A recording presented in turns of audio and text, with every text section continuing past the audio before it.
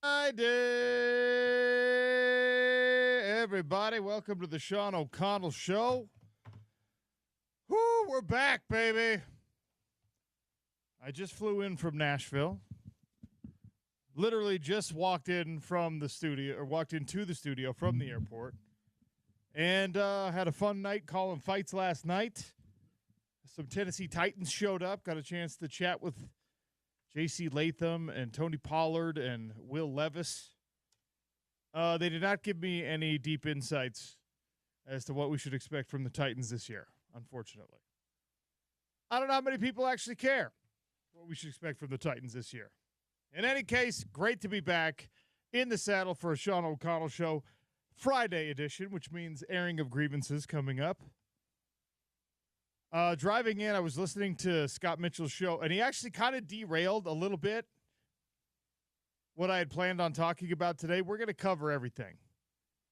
All right? We're going to get to the NBA Finals. We're going to get to the Stanley Cup Finals. We're going to discuss Utah football coming up. Are we 78 days away? Olivia's behind the glass again today. 78 days away from UCLA 9 p.m. kickoff on Fox. Chaos, mayhem, bedlam at the U.S. Open, and it's just going to be wild.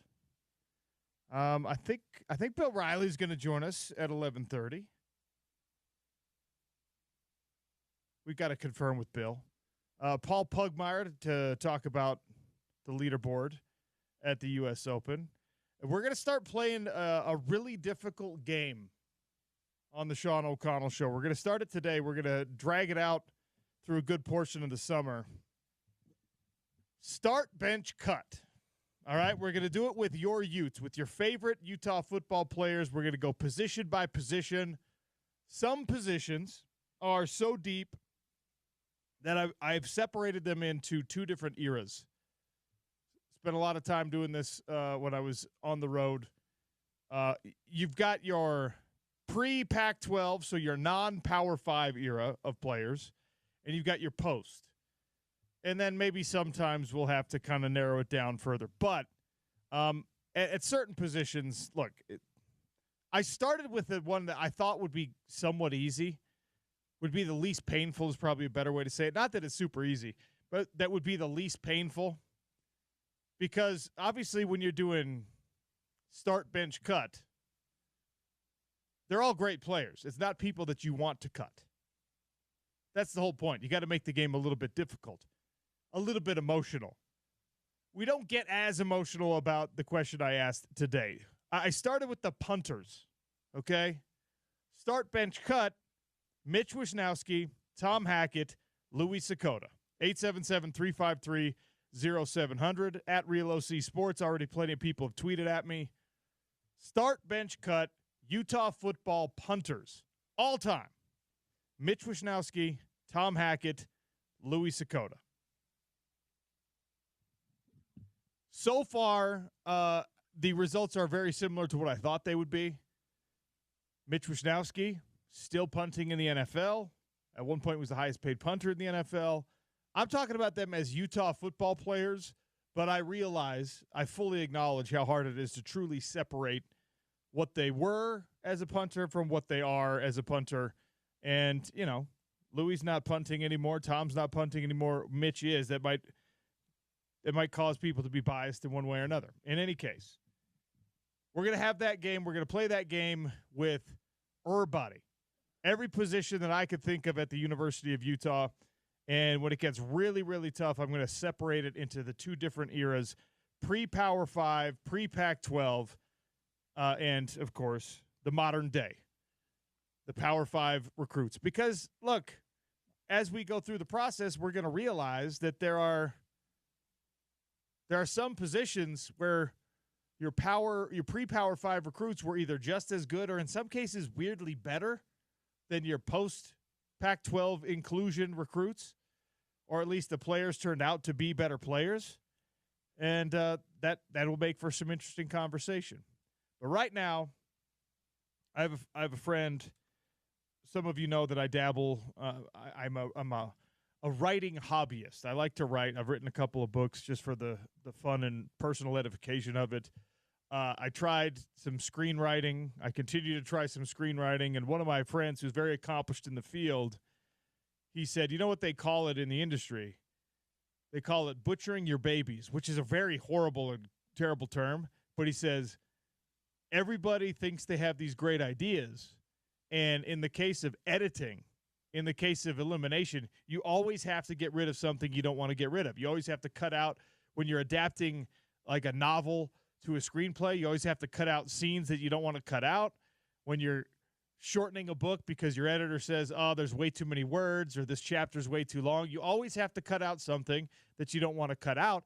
That's how it is with this game we're going to play. Start, bench, cut. Utah football players will go position by position, and we're starting with what I think is one of the two least painful, punters. Because you know how we treat punters. I mean, there was a hashtag about it. Punters are people, too, because they're weirdos, and we always treat them like weirdos. So Mitch Wisnowski, Tom Hackett, Louis Sakota. Olivia looked at me with shock and dismay when I used that phrase. It's okay. It's not actual. I believe it. It was just wild. I wasn't expecting it. It's a turn of phrase. I don't like it either, but yeah. That's so 877-353-0700 if you want to weigh in there. Start, bench, cut, Utah football punters. All right. The U.S. Open, as we talked about, off to what you might call a rough start, at least from a television standpoint, because some of the big names are having their struggles. I haven't checked today because I literally came straight from the airport to the studio. But how about concurrent with me calling the fights last night, I have my broadcast partners alternately showing me, oh my gosh, look what's happening in the hockey game. In the early part of the card, we were on ESPN Plus, and they're playing, I think, on TNT last night. Yeah. And oh my gosh, they came back. Yeah. They just tied this thing up, right? And then, of course, and I don't mean to make light of this at all, we're not going to dive deep into it, obviously, because this is a sports talk radio show. But you got that and the excitement of, oh, my gosh, I can't wait to go watch the highlights of that hockey game or catch as much of that hockey game as I can, and we're going to get into that conversation today. And then as the night progresses, look what else is happening in the world. And I'm like, wait, is World War III starting as we're doing a fight broadcast? And with sincerity, I say this, not tongue-in-cheek at all. I pray that is not the case. Like, genuinely, to a higher power, to God, pray that we can maintain peace and harmony as much as possible in a time like this. I'm grateful that we have sports to talk about, to take our mind off of it and to watch. I hope it's not irresponsible to lean into those distractions, but holy cow. Yeah. That's all I'm going to say about it today, because I know you don't come here for my opinions on such things. So a wild night in the world, certainly in the world of sports as well. And, you got this NHL game, Stanley Cup Finals, where it looked, as I'm finishing up rehearsals and we're going on air for the early part of the card, it looked like, oh my gosh, Florida is going to take this commanding lead, and they're continuing to bully Edmonton, and the Panthers are on their way to another Stanley Cup. And, they have been the power. We've somewhat joked, but somewhat been serious about the fact that, like, they are the bullies on the block, and they are now the dynasty. The state of Florida especially is now the dynasty in hockey, which is such a weird thing to say. And I was like, okay, because I'm not paying close attention to what's going on in the game. And then, oh, look at that. Edmonton pulls one back. Oh, look at that. Edmonton pulls the second one back. Oh, look at that. Edmonton finds a way to tie this thing up after being down 3 goals. Yeah. And then what happens? Leon Draisaitl, for the second time in a Stanley Cup final, scores an overtime game-winning goal. Unbelievable. It was crazy. Unbelievable. Like, you talk about dream scenarios. Go back to when you were a little kid. Go back to you're playing street ball or you're playing schoolyard football or whatever, most of us were not in a situation where we were playing backyard hockey or street hockey. But there's no more unrealistic thing for an 11-year-old to imagine. Like, I'm going to score a game winner in the Stanley Cup final. No, you're not. No, you're not. That's not possible. I'm going to score 2 overtime game winners in the same Stanley Cup final. In your wildest dreams as a child, you never thought that up. Even your silly, foolish, childish mind was not able to manufacture something that far-fetched. And as you get closer to reality, and look, Leon Draisaitl has known probably since he was 14 that he had a good chance to be an NHL player. But then that version of him had to be a little bit more realistic, had to get a little bit more familiar with the work it was going to take to achieve this dream. And he climbed all the way up the ladder and achieved this dream. But when that happens, when you're in the NHL, you're probably still not like, someday I'm going to score not 1, but 2 overtime game-deciding goals in a Stanley Cup final. I'm going to be the hero, one of the heroes, that climbs my city, my franchise, and in this case, my country, or the country of Canada, to the precipice, or at least keeps it in the realm of possibility. Now we're talking about a real series. I still don't think that you overcome the Panthers, but it's getting a lot more believable now because of what we have seen in overtime. And Edmonton does not wilt and does not fade and does not get intimidated the way that some of Florida's even playoff opponents have. So it's incredible. And it kind of, I told you when I was driving and listening to Scott Mitchell that it kind of threw me off of my game plan today, because he was talking about the very end of the show. He was talking about like making adjustments when you get to championship level competition. And he used a story about Adam Keefe from the Utah. Is it Adam O'Keefe or Adam Keefe? Why can't I remember? Yeah, Adam O'Keefe. What the heck is wrong with me? No, Adam Keefe. There's both. Adam Keefe. Okay, I know Keefes and I know O'Keefes.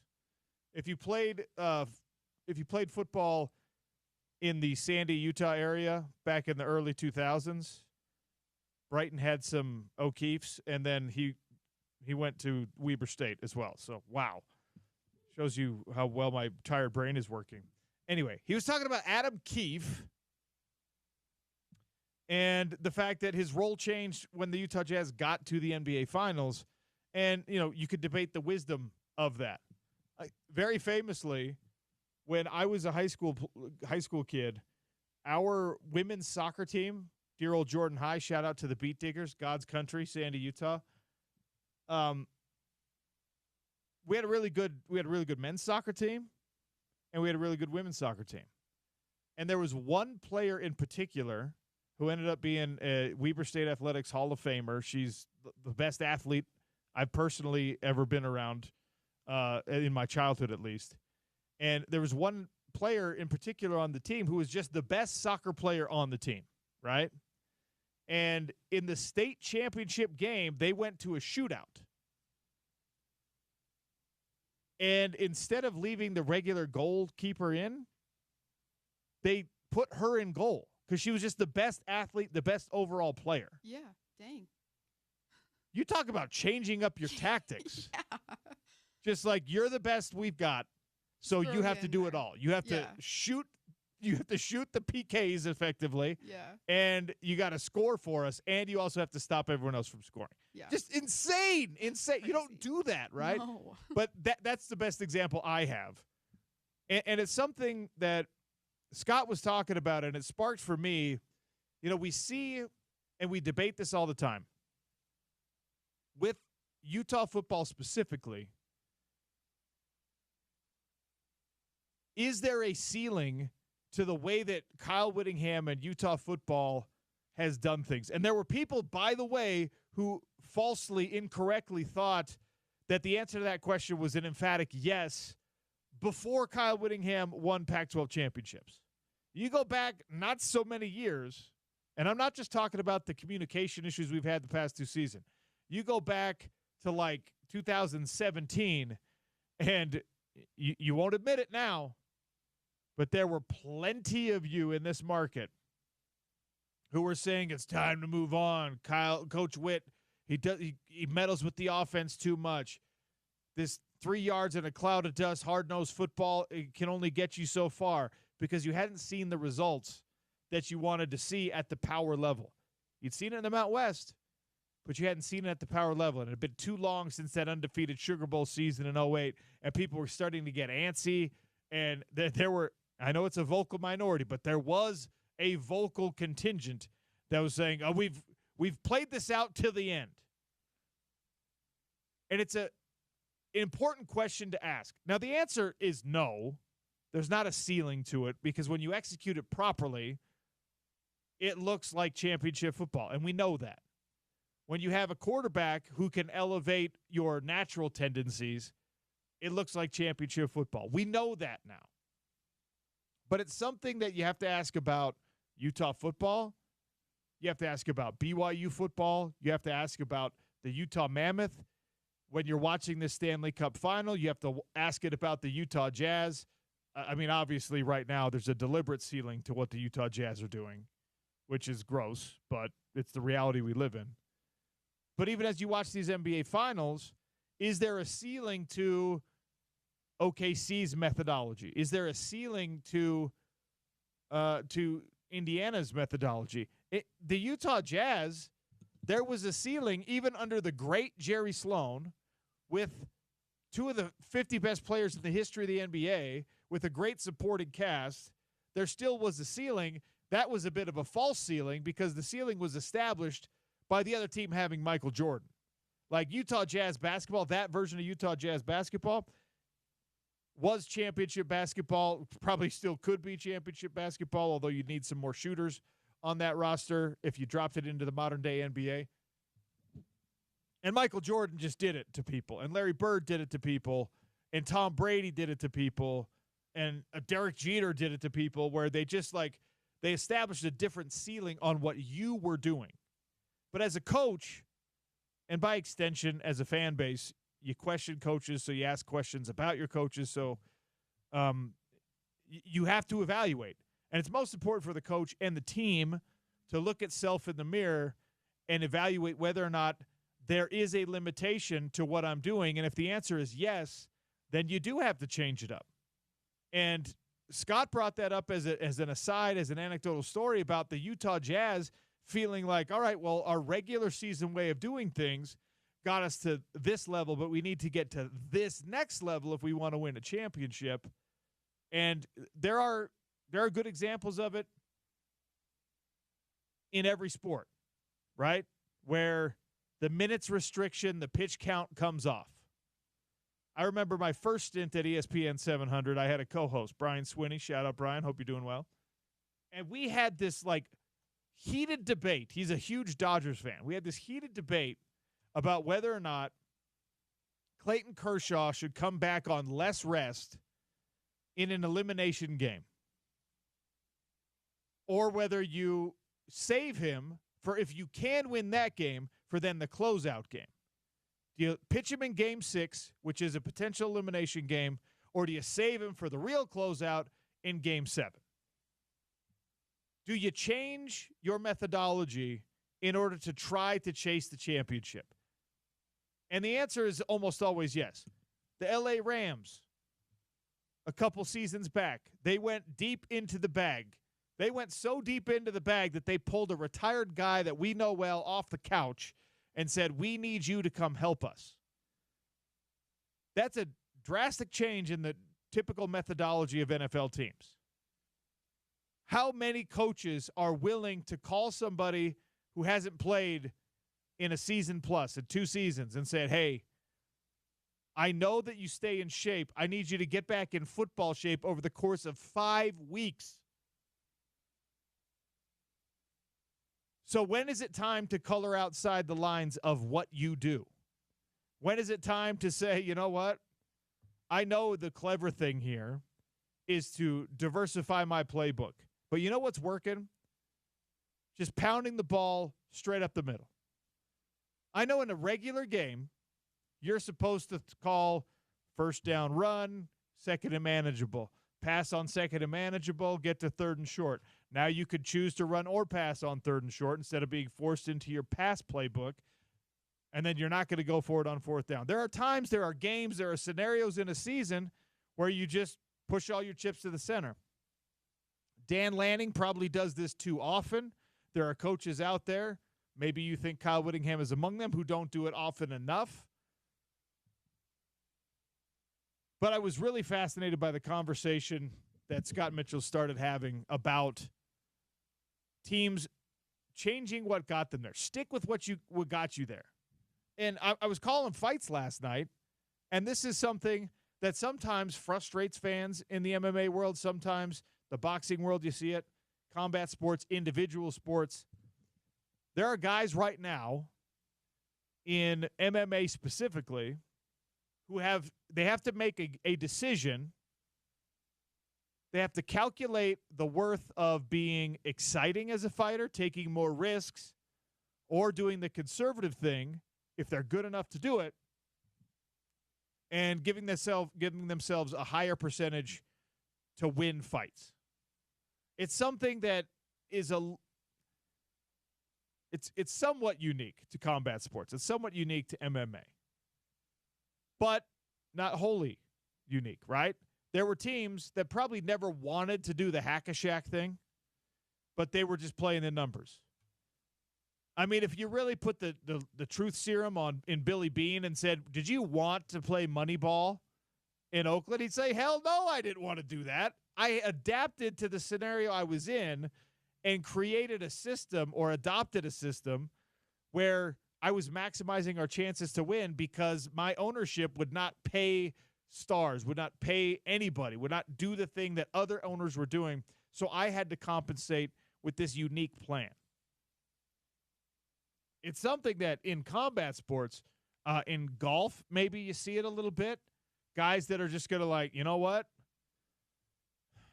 If I try to chip out of this rough, and I try to make a wild shot and curve this thing around a tree and get to the green in 4 instead of in 5, then I only have to eat bogey here. But maybe it's better to live to play another hole, and I'm going to get myself back onto the fairway and then do an approach shot, and I'm just going to eat that extra stroke because I don't want to take the risk. You have to evaluate these things in sports. At some point, as basketball was changing so drastically with the three-point shot coming in, there were a lot of teams that didn't have Steph Curry, that didn't have Caitlin Clark, that still don't, that were like, you know what? Yeah, we're going to play this way for now. We're going to play this ugly, crappy, for us, impossible version of basketball in order to try to get to a new level. That's a calculation in sports that when you really think about it, and thank you, Scott Mitchell, for inspiring this thought in me today, that when you really think about it, it happens on the micro level probably 100 times in every contest. And then when it happens on the macro level, it becomes something that is really fascinating for us as sports fans, because you have to form an opinion on it. Oh, that's boring. That high percentage but unsexy play, the tush-push, is just, it's too simple, too rudimentary, too dominant, too boring. Should we get rid of it in football? Do you color outside the lines of the way you do things? And the NFL almost did. They almost did color outside the lines by banning a play that is otherwise legal. That's not their normal methodology. Do we color outside our own lines here to try to get a different result? Thankfully, they didn't. They let the spirit of competition reign supreme. OKC's got to answer this question because Indiana is now playing more physical than what OKC has been used to through the Western Conference playoffs. And look, I didn't watch enough Pacers basketball to tell you whether that's the norm for them. I really didn't. I'm sorry. I'm not going to pretend. I don't know if the Indiana Pacers just said, you know what? Styles make fights, and we can't run with them. We can't play their game, but we can do this, and we can frustrate them, and we can nag them. And maybe they turned on Florida Panthers hockey, and we're just like, look, it's working for them. Let's do that to OKC. Let's get under Chet Holmgren's skin. Let's block a shot, get in his face, make him turn the ball over, see if we can get him to draw tech, something like that. I mean, I don't know where it comes from, but every team has to question at some point. Maybe the Florida Panthers, because they've had so much success to this point, are now coming to a realization like, oh, hey, we might have to alter just a little bit, because it's still championship-level hockey, very obviously. We might have to alter how we do things just a little bit in order to get past Edmonton, because Edmonton, while we saw in Game 3 how badly they fell for it, they're not going to do it every single night like some other teams have. Is there a ceiling to the way that you play? Is there a ceiling to the way that you game plan? Is there a ceiling to the way that you prepare? Athletes have to answer that question on a daily basis, and they have to either eliminate that ceiling or elevate that ceiling in order to try and win championships. And look, we know the things that make it easier. Money pushes the ceiling up. More money to spend on coaches, on contracts, on NIL in the case of college sports. We know the things that makes it more difficult. We just talked about it with Moneyball. Lack of resources. Maybe there are people, there still are people who think that for the Utah Jazz, one of your limitations is that you're in Salt Lake City. So how do you work around that? We've talked about it a lot. Well, the draft is how you do it, because you're not going to get free agents to come here. European players, because European players might be a little bit less interested in some of the things that the young American players are interested in. These are all theories, by the way. None of that's been proven out so far with the Utah Jazz, because, Donovan Mitchell decided he wanted out, but Rudy Gobert kind of did too. So if you thought, all right, well, we'll draft our talent, and that's how we'll develop them. You drafted both of those guys. Well, we'll focus on Europeans. Well, you focused on Rudy, and while Rudy wasn't like, get me out of here, it became a non-starter for he and Donovan to coexist. And then if you had to choose one, to call back to a term we use here, if you had to butcher your babies and figure out what you were going to do with that team, you couldn't choose one over the other. So you're just like, all right, let's get the most value we can out of both.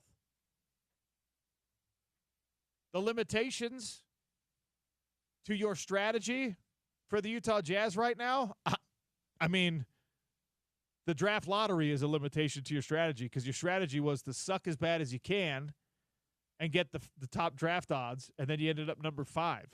So the system itself is a limitation to your game plan right now if you're the Utah Jazz. For the Utah Mammoth, we got to give it a couple more years. Is there a limitation to what Bill Armstrong and Coach Bear are trying to do?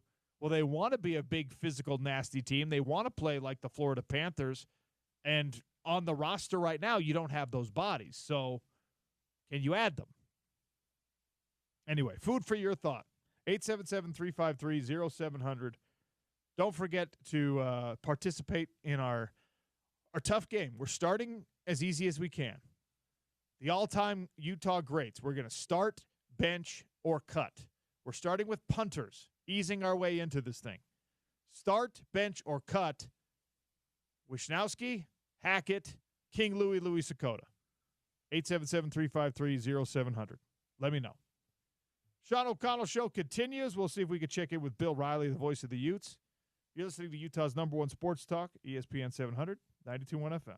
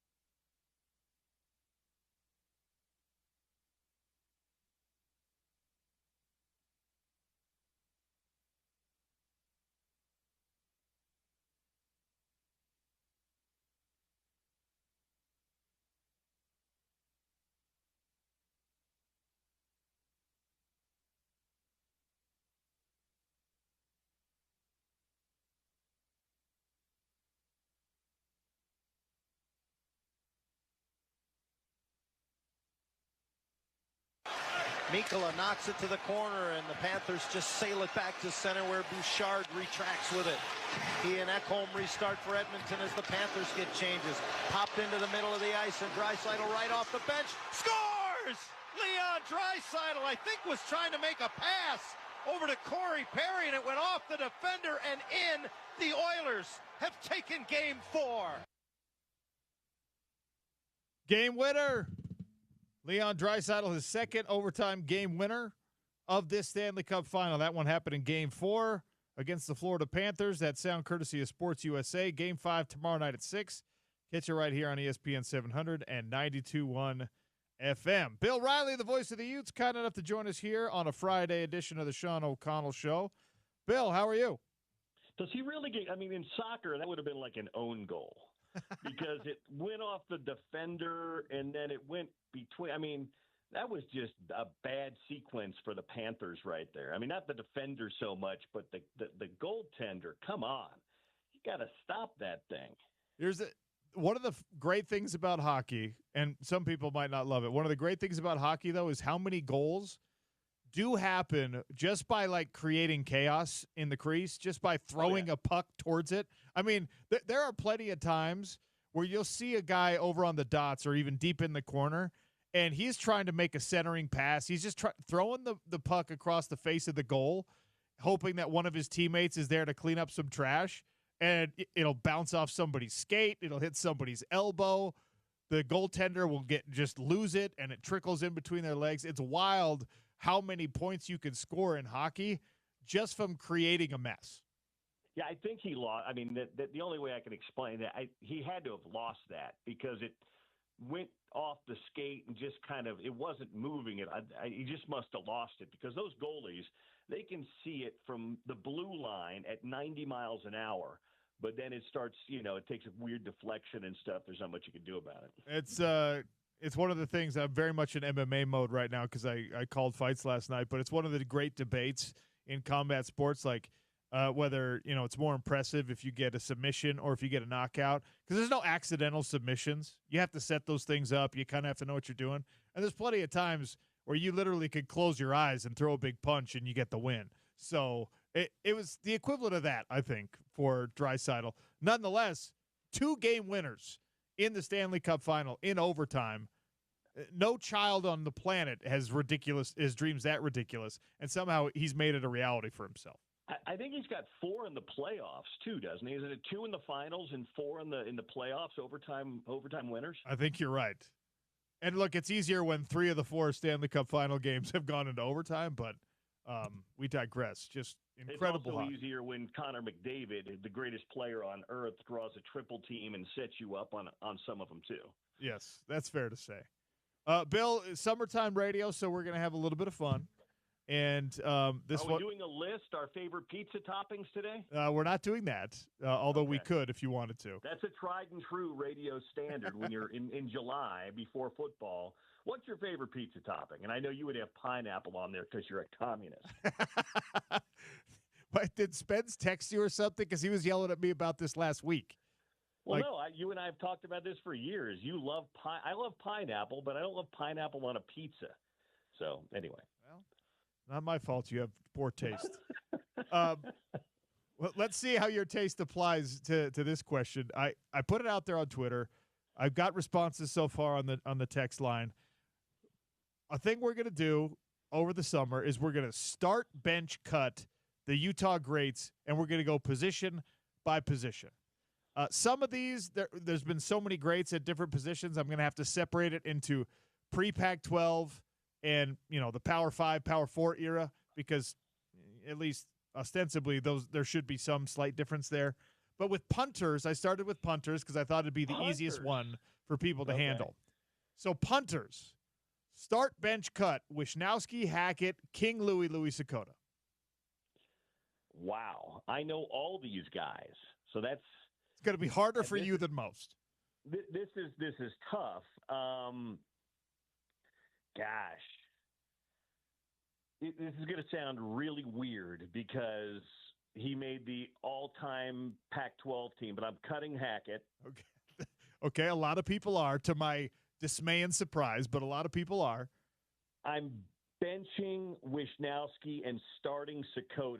And Whoa. the reason I'm starting Checketts is if something happens to my place kicker, like he pulls a hamstring celebrating a field goal, if he goes, what was that Tampa Bay kicker's name? Gramatica. Martin Gramatica. Yeah, if he pulls a Martin Gramatica, I've got Louis Checketts who can kick a 50-yard field goal for me. Well, hold on. Not only was he a special punter, but he was also an outstanding field goal kicker. So starting Checketts, benching Wishnowsky, sadly, and this is nothing personal here, but I'm playing by the rule of your exercise where I have to do it, cutting Tom Hackett. Well, but you should remember, though, that we're going to do this exercise with kickers as well. So you're going to have some option of like. Well, that's okay. I'm playing. Don't talk me out of this. I'm playing by your rules. Okay, all right. Those are my selections. All right. Are you? What was your selection? Well, I'm starting Hackett because he's a 2-time Ray Guy winner. He's the guy. I'm benching Wishnowsky because he was at one point the best punter in college football. And as much as we love King Louis and especially that versatility, I know the rules of the game. I'm going to get to choose between two of the all-time great kickers to start and bench. So if anything, I'm only retaining Louis to be my third kicker. So I'm cutting King Louis. Okay. You do you, Sean, but I know I want to know. See, I've saved a roster spot too. Now I'm thinking in this day and age where you've got it's about just like the NFL. College football is now about roster management. I've got a 2-for-1 in Louis Checketts. It's not bad reasoning. I'll tell you that. I mean, and it's fun watching people have to wrestle with this. Some people just refusing to answer, but that's kind of the point of the game. Who's refusing to answer? It's just a fun June radio game. I think it's more like tongue-in-cheek refusing to answer. Okay. People gotcha. Like, I can't do that to one of my guys. And that's how we're going to feel through the process. I'll ask you this every week throughout the summer as we go through position by position. We'll have some fun with it. But can I mention something? My interview with you is brought to you by our friends Preston and Garrett Handy attorneys at law. I know love you'll that. Get to that at the end, but I wanted to throw a plug in there for them. Love both Preston and Garrett. Did some sports court with them back in the day. Awesome guys. Big firm experience, small firm attention, I believe, is what they give you. So it is true. All right, you brought up something that is salient to the current Utah world and the current college sports world, the roster management thing. As you know, the House settlement came down, and teams have to decide now whether they're going to grandfather players in, whether they're going to go with the 105-player limit, how much of the $20.5 million is going to be allotted to football, to basketball, to gymnastics, to whatever. Some really, really tough decisions being made in athletic departments right now. Some schools, probably every school on some level, is going to have to cut a job or two and hopefully not cut a whole program or two. But let's focus it in on football specifically for Utah. We know that Utah is all in. They're going to spend the maximum. They're going to do what they can to remain competitive at the Power 4 level, and they're going to embrace the new House settlement pay, I guess, salary cap, for lack of a better term. How much of that do you think goes to the football program? Well, I don't know that, but I would say probably like most places that a good chunk of it is probably better than 50%, probably in that 60 to 70% range. I'm not privy to those numbers. That decision's made well over my head, but I think that's probably going to be the case in most places because it's the biggest roster. It's the revenue generator for all athletic departments. It's the most important sport in collegiate athletics when it comes to revenue generation. So, yeah, my guess is going to be more than half, not all certainly, because you've got other sports that are going to require this, but I'm going to guess probably in that 60 to 70% range. But again, I'm not privy to any numbers. Yeah, nor am I, but I think you're probably right. The intent for this is to establish some limitations and to stuff a little bit of the mess back into the Pandora's box that got opened with NIL, and they've established a new clearinghouse, the NIL Go app, that kind of thing. how convinced are you that this is going to be effective and is going to achieve what the stated goal is in trying to re-level the playing field?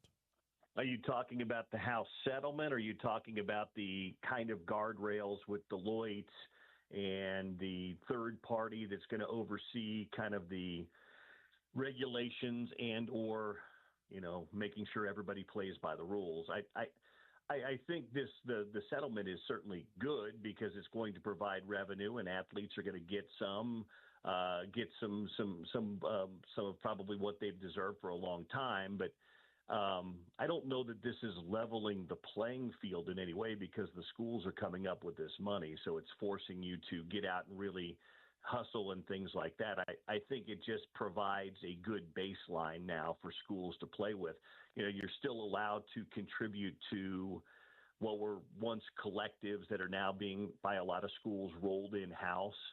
So, you're still able to donate to that, and that adds to the overall. This, I think, just kind of sets – I don't think it sets a ceiling, Sean. I think a lot of people have kind of said salary cap. This is not a salary cap in any way, shape, or form. This kind of sets a baseline for you and gives you a pot to play with, but it certainly isn't the only money, and it isn't the only that's available. So I think it's good, and I think a lot of people now – I don't know that it levels the playing field. I think it puts a lot of people on the same playing field, but there are still those schools that are going to be above and beyond it. Bill Riley, voice of the Utes, is my guest here on the Sean O'Connell Show on a Friday, talking all things Utah sports. One of the great joys of an offseason is prognosticating what's going to happen when football season finally does roll around. We're less than a month away from Big 12 Media Days. I have no idea what the media poll is going to say. And even when it does come out, we're just going to have to ignore it because the predictions were so horribly wrong last year.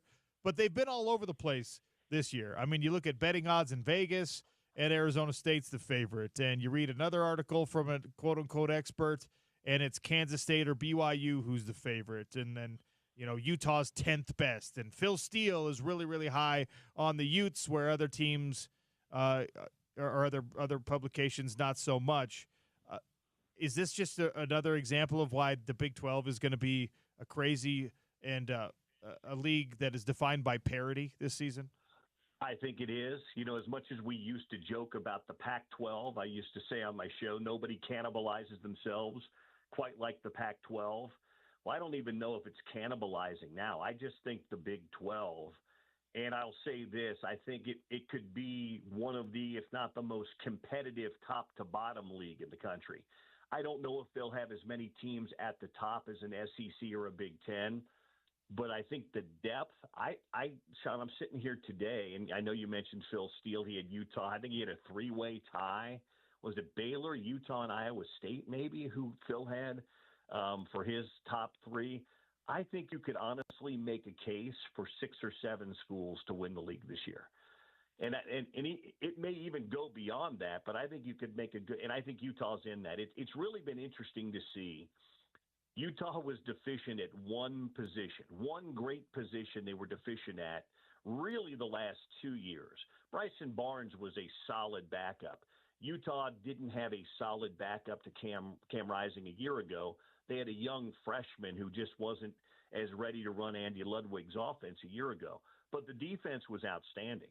The offensive line was really good. They had playmakers. They just didn't have somebody to get them the ball to the playmakers.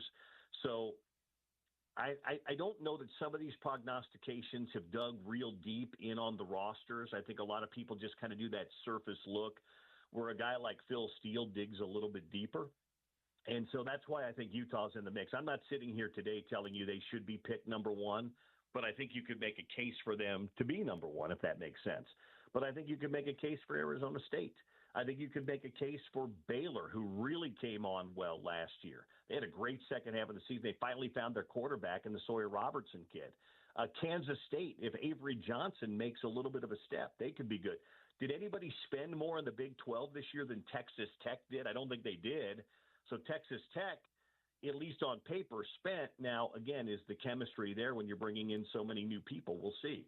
But I think the league is going to be really good. I'm like you. I have no idea what the poll's going to look like. I don't think there'll be a definitive number one. I think you could see probably 6 or 7 teams getting a first-place vote. So I'll be real anxious when I get down to Dallas for Pac-12 or Big 12 Media Days in less than a month to see what it looks like. How far out do you start, keeping an eye on your travel plans for the year? We know that you know where you're going for football, and recently the basketball schedule was announced as well. So Colorado, Houston, Kansas, Kansas State, Oklahoma State, and UCF Texas will be Tech. the road trips for basketball. And Texas Tech. And Texas Tech.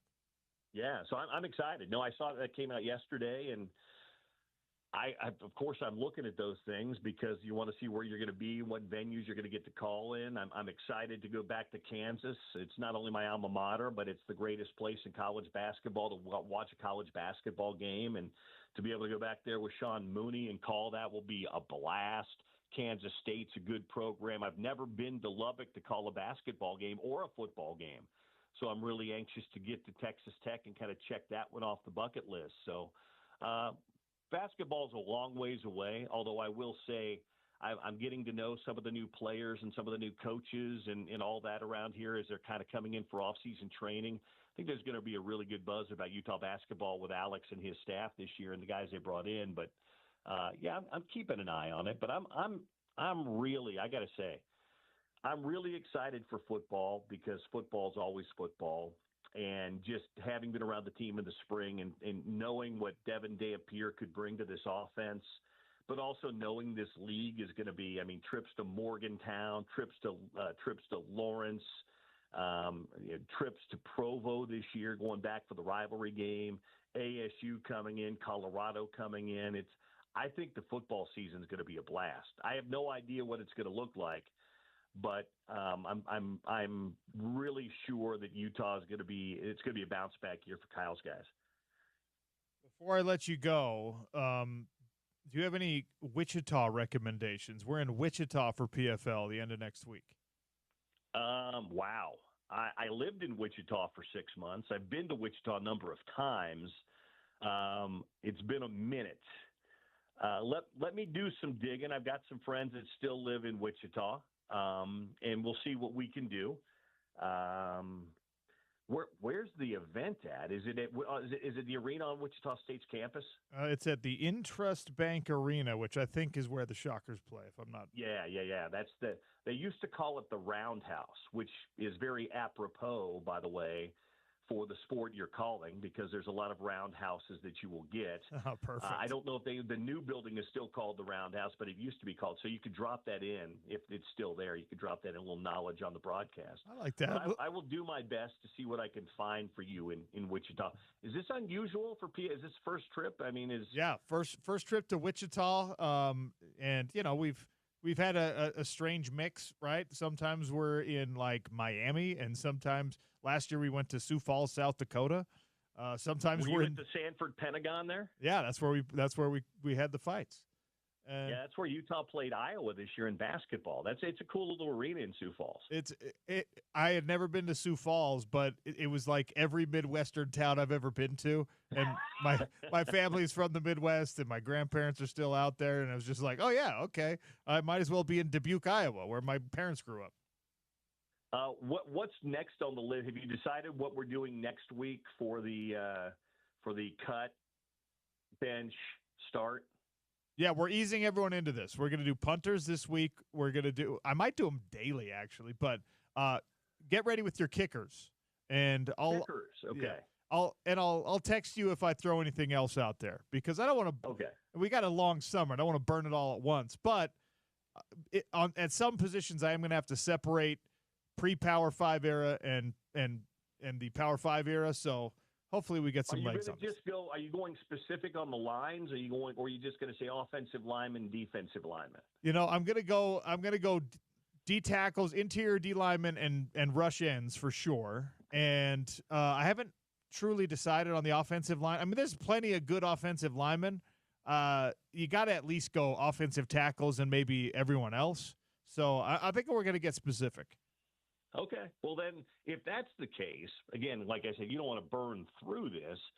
Maybe you do like a Monday, Friday thing, and then you could do twice a week, and then you go, because I think we're 78 days today from kickoff, so Correct. We're still 11 weeks. Yeah. So yeah. we got a little bit of time. Yeah, we got 11 weeks and 22 positions, I guess, to get through. So not a bad idea. Look at Bill Riley. So I'll work back in my mind on kickers. If you end up going with them earlier in the week, we can pivot to something else.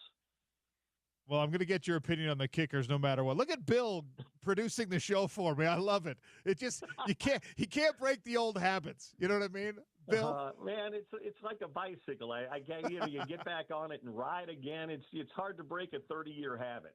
Well, there's still a lot of people that text us every day and tell us how much they miss you. So it's good hearing your voice every week right here on the Sean O'Connell Show. Thanks for your time. I'll talk to you later, Sean. Bill Riley, voice of the Utes. It's not a bad idea, Monday, Friday thing. But today's about the punters. Start, bench, cut. Tom Hackett, Mitch Wishnowsky, King Louis Sakota. Look, there's not enough great punters in Utah history to separate the eras out, okay? All respect to people who played punter at the U in the 70s and 80s and 90s. Like, stop it, okay? It's punters, all right? Matt Kovacevic, the punter for that Fiesta Bowl team, my apologies, okay?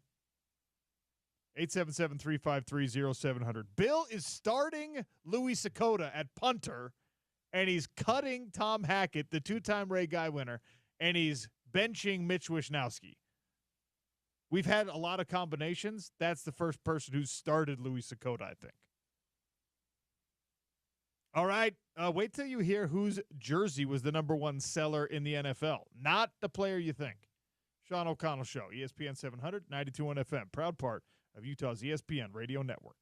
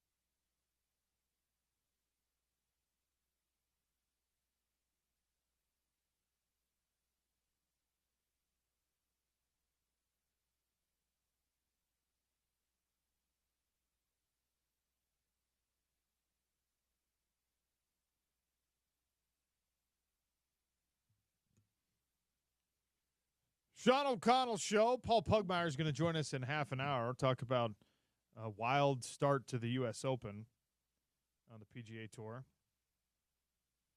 All right. Olivia is producing today. Is James coming back next week? Yes, he's back on Monday. Okay. I haven't spilled any beans because it's James's news to share, but I think everyone's figured out what's going on. So we look forward to James telling us about his experiences these last 10 days or so. Yeah. Insider, I'm an Epo baby because I'm his sister-in-law. Yeah. So I know these things, but very exciting that they have a new baby. It's amazing. I don't care about sharing. It's the coolest thing ever. Yeah. So excited for them about that and excited to hear how it's been going for him. And it'll be very interesting to see what it's like to work with a sleep-deprived James Peterson. Yeah. It's very funny, actually.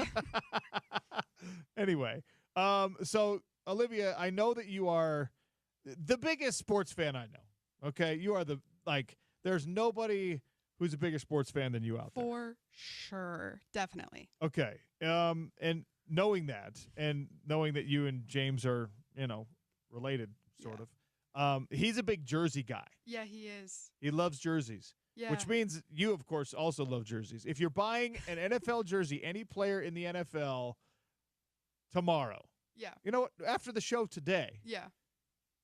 whose jersey are you going to get? Oh, can I name an NFL player off the top of my head? Like Jason. Nope. Try again. Travis Kelce. Travis that's the only one I Kelce? can remember. Yeah. Okay. And by the way, I know why you can remember that name. Yeah. It's the pop culture thing. Yeah. Or I don't remember his name, but it's I only remember his wife's name actually. It's Allison Cooch is his wife. I don't remember his name, but he was an NFL player. Hang on, let me figure it out. I don't know who that is. I don't know players by their wife's name. In any case, so Olivia is going to go buy. She's going to go purchase. Oh, I figured it out. It's Isaac Rochelle.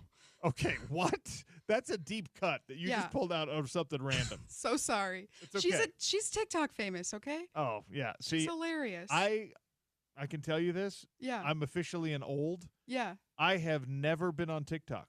Oh. Darn. I don't know. Yeah. I don't know that world. That's okay. Yeah. Yeah. She would also think it's funny that I only remember her name. So. I was already getting too old for this noise. Yeah. When Snapchat was the thing.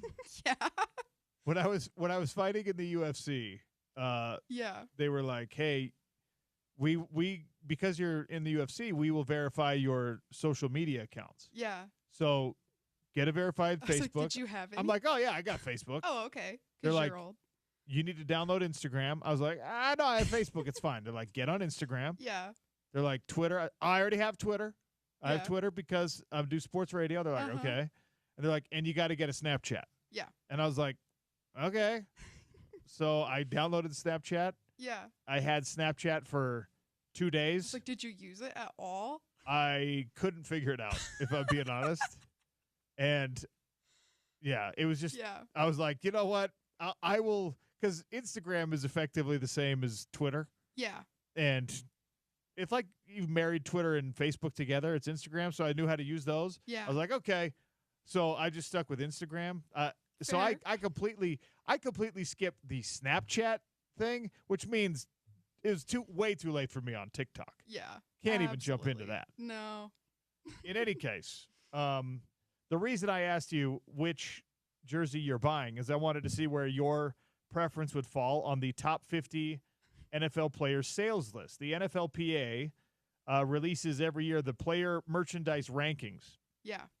Which, of course, is mostly jerseys. Yeah. That's like 90% of it, but also includes bobbleheads, jerseys, which are the poor man's jersey, right? The T-shirt with the screen-printed name and number on it. Absolutely. Which are awesome. Yes, my vibe.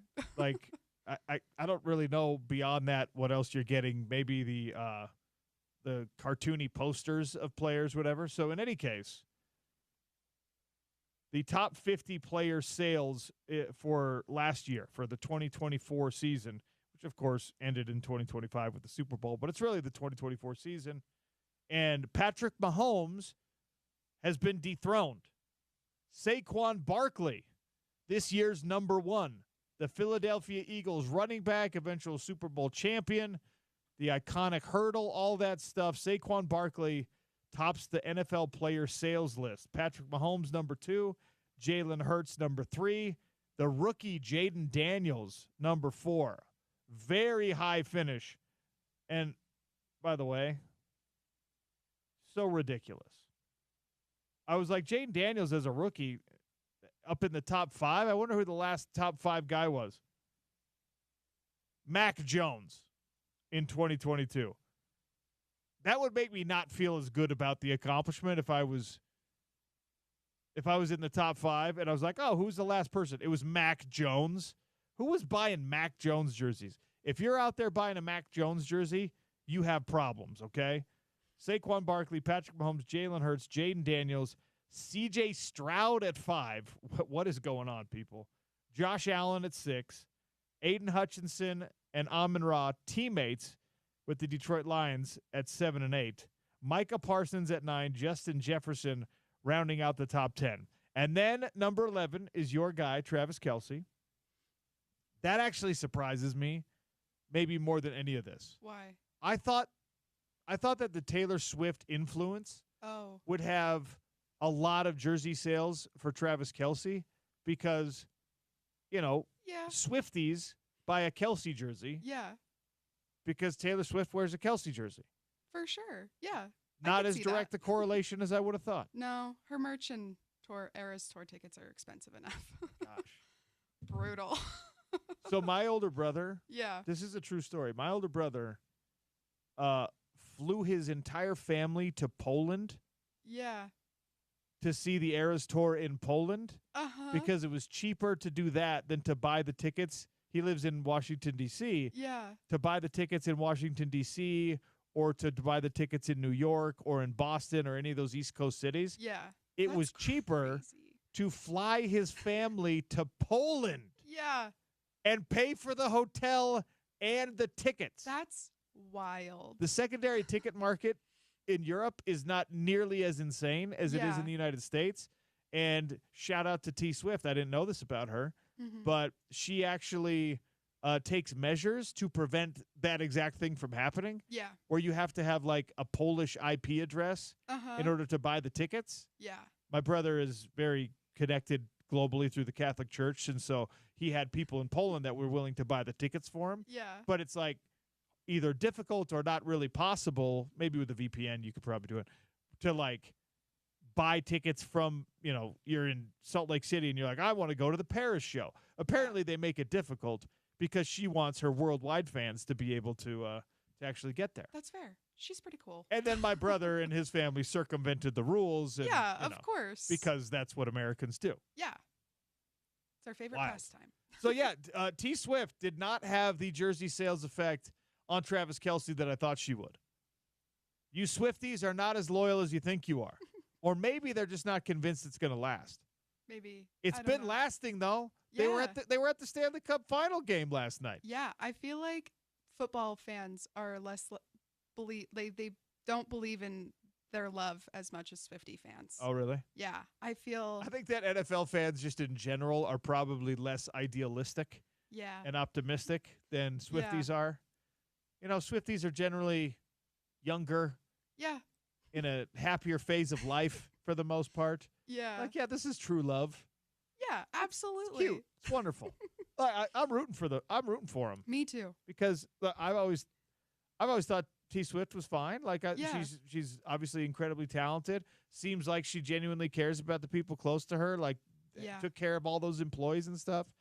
I don't care about celebrities' politics because they're not real people. They don't have good opinions on what it's like to live in real life. So I don't have to billionaire. I don't have to agree or disagree with her politics. Yeah. She's I think it's kind of inspiring. She's a self-made billionaire. Yeah. She's awesome. Pretty cool.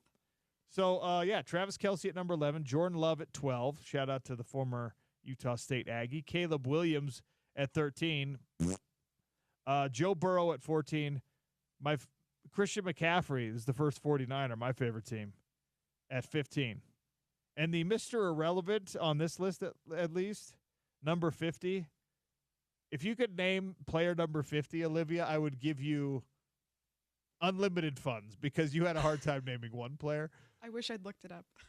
Do me a favor. Sauce Gardner. What? Sauce Gardner. Okay. Just what team do you think he plays for? His name is Sauce Gardner. Oh. I'll give you 100 James Peterson bonus points Okay. if you can name the team that Sauce Gardner plays for. I wish I could. That would be really funny. Somewhere on the East Coast. Ooh, correct. Ooh. It's a major market team. I'll give you a hint. I love that you think that helped. It's the New York Jets. Oh, He plays for the Jets. Yeah, he plays for the Jets for sure. I Of knew that. course I was he plays testing for the you. Jets. I was for sure testing you. Utah fans, not University of Utah fans, fans of players from the state of Utah, we got to step it up here. Puka Nacua down at number 44. All right. Panay Sewell's not even on the list. We gotta support our guys. Let's go. Buy the jerseys, people. Absolutely. Get them on this top 50 list. There's some weird ones on here. There's some people on here where I'm like, who's buying that jersey? Who wants a Drake May jersey? For real. What are you doing? Spending money. What are you doing with your life? Who is buying today? Who is in the year of our Lord 2024? Who is buying Russell Wilson jerseys? Stop it, people. Pull yourselves together. He came in higher than Puka Nacua did. Russell Wilson? Oh, my gosh. All right, enough. My apologies for the rant. Sean O'Connell Show continues. Technically, we are starting hour number 2 next. Man, Olivia, you're supposed to keep me on clock. What have you done? I only have so much control. ESPN 700, 92.1 FM.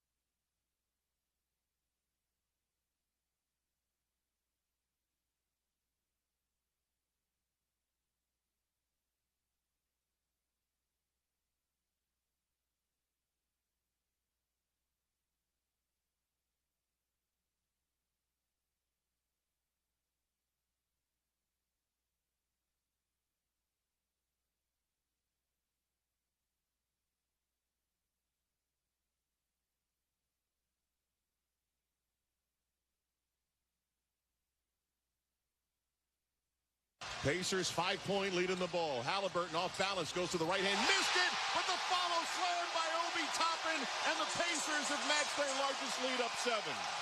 Two-hand volleyball slam spike by Obi. 107-100 Indiana. 4:05 to go. Jalen Williams drives against Toppin, who blocks the shot. Toppin a dunk on one end, a block shot on the other.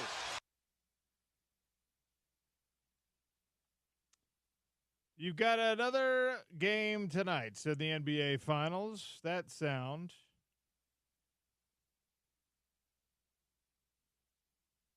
Obi Toppin, the and one on the dunk. An immediate block of Jalen Williams. Game 3, Pacers Thunder in the NBA Finals. That sound came from ESPN 700. Mark Kestisher on the call. 6:30 tonight will be Game 4. You can listen to the series right here on ESPN 700 and 92.1 FM. Look, I don't want to say that the Pacers are playing with house money right now, but there are plenty of people around the NBA who didn't even think they would fare this well in the series. They're at home. They could take a commanding lead in the series. I believe that OKC is a damn good team, and I think this one goes 6 or 7. But the Pacers, surprising some people with what they've been able to do against this Oklahoma City squad that so many experts, talking heads were like, oh, man, this one, and what a great playoff we've had to this point, but this one's going to be easy for Oklahoma City. And it certainly has not been, again, on the efforts of a relatively deep Pacers roster, masterful coaching by Rick Carlisle, young players, bench players stepping up and having special games, Obi Toppin being one of them. Benedict Mathurin has been incredible. So we'll see how it plays out. In both cases, we came out of the Eastern and Western Conference Finals in the NHL and the NBA, and there were some strong opinions, which is the norm, about who couldn't hang with who. And so far, the series have been very compelling. So hopefully that trend continues tonight. We get some good basketball, and then tomorrow night you get some good hockey, and it just continues. Started the show today talking about a thought that really was sparked by Scott Mitchell's show about the ceiling that your style or the practices you have in your organization, in your program, whatever, the ceiling that can establish for you, and kind of like recognizing those things, because like all problems, if you don't recognize there is a problem, you can't resolve the problem. 877-353-0700 if you want to weigh in. We're an hour and 10 minutes away from the airing of grievances, but let me know. The idea that there's a certain trend or a certain style of basketball, hockey, football, baseball in any given year is something that you just kind of have to embrace. The trends, whether you think that they're like, I don't know, decade-long trends or trends that eventually stay. I mean, there was a time when none of us believed that the NBA would ever be without the dominant post player, the big man, the Shaquille O'Neal. Before him, the Hakeem Olajuwon, the Patrick Ewing, the David Robinson, the Tim Duncan. There was a time in the NBA where none of us could have imagined that there were entire rosters that didn't have that guy on their team, or if they had that guy on their team, he was relegated to more of a specialist role and was not a staple and a huge cornerstone of what an elite team was trying to do in terms of winning championships. I mean, you'll see whole stretches, whole chunks of minutes in these series where they're going quote-unquote small. One team forces the other team to go small because they feel like they've got the advantage.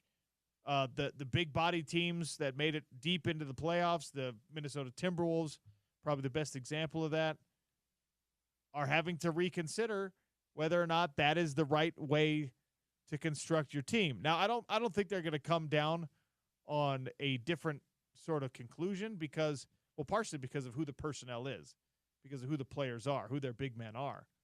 But my point is that there was a time where we thought it had to be done a certain way. And there was a time not so long ago in college football where you thought that if you were going to close the gap on Ohio State and Alabama, you were going to do it with spread concepts, and you were going to do it with these trickeration gadget-type plays and unorthodox team speed and things like that. And every postseason, whether you're talking about the BCS era or the 4-team playoff or an expanded playoff, every postseason in college football has shown us the same thing.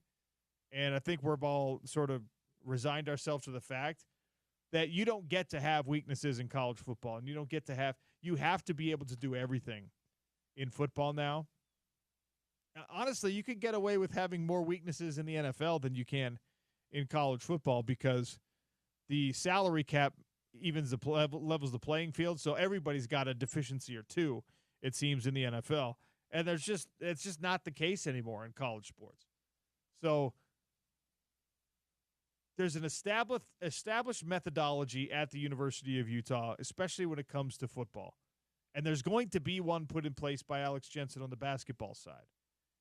And that methodology in football, by the way, is not going to drastically change when Morgan Scalley takes over on the eventuality that Kyle Whittingham leaves.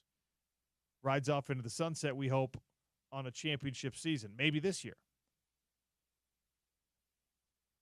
Utah football is Utah football. When they look at themselves in the mirror collectively, when we look at them and shout our criticisms or our praises, we're talking about a thing that has a form and an identity and characteristics that are relatively distinct. Like when you look at an elephant, you know what the elephant's strengths are. When you look at an elephant and you've been watching an elephant for a long time, you also know what the elephant's weaknesses are. You know that elephant ain't great at changing directions and isn't really the fastest creature on earth, right? So Utah football has become that elephant in a lot of ways. Powerful, steady, impressive, when healthy, much like an elephant, can handle pretty much anything. But would you choose those exact characteristics to chase a national championship if you were given a fully blank slate? And that question becomes a lot more complicated. Is the ceiling on Utah football a construct of location, funding? Is it a construct of decision-making by the coaching staff? Is the culture that is Utah's strength also ultimately a limiting factor when it comes to seasons like these last couple where the mercenary nature of college football shakes things up a little too much and you have to feel uncomfortable with it? And we don't know, oh my gosh, if Utah can really sustain through this era of college football, through this particular brand of the NCAA competition field, where guys who used to be like, you know what, this is not the easiest program to be in, but I'm going to stay here, I'm going to cut my teeth, I'm going to earn my keep, and we're going to eventually work it out, and I'm going to be rewarded for that. I mean, a lot of those guys are talented. And in the past, they were kind of forced to endure what is both the strength and the difficulty of Utah football. It's a hard place to play. Not that Alabama isn't, or Ohio State isn't, or Oregon isn't, but there are certain things that make it a little bit harder at Utah. And guys just had to suffer through it before. So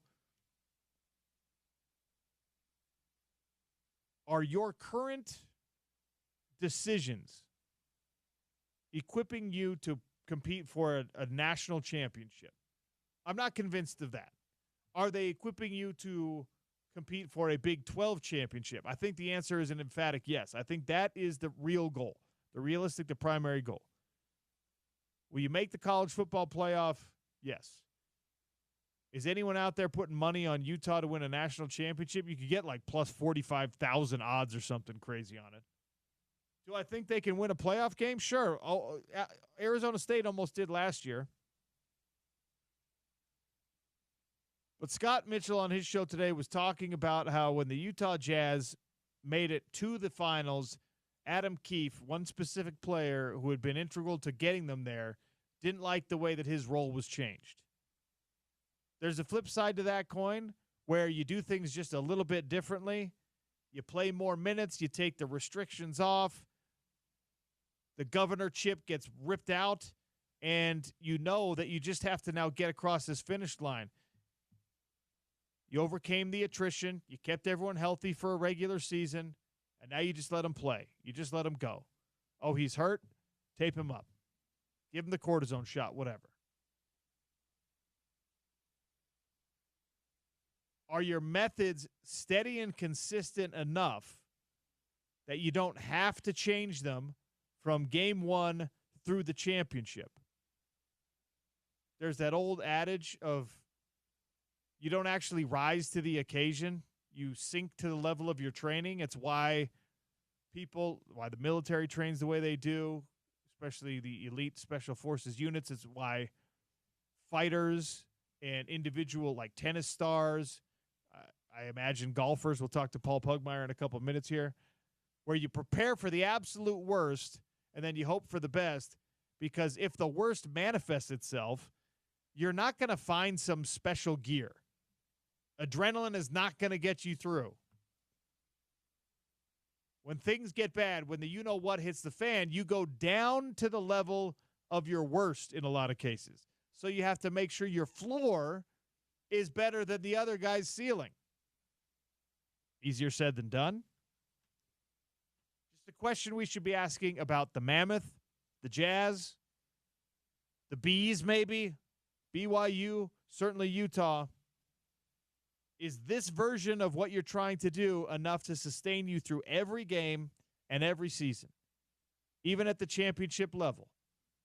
Does your playbook have to drastically change? Are you going to do things differently? The teams that have to say yes to that question, I don't think are setting themselves up for long-term success. All right, we'll take a quick one here. I'm actually very excited about this conversation because one of the many things that I noticed as I was jumping off the broadcast last night on the PFL was how many people online were just up in arms, outraged, worried, whatever, about what was going on with the U.S. Open and the leaderboard being, well, different than everyone expected. Paul Pugmire, our golf expert here at ESPN 700, joins us next on Utah's number one sports talk, ESPN 700.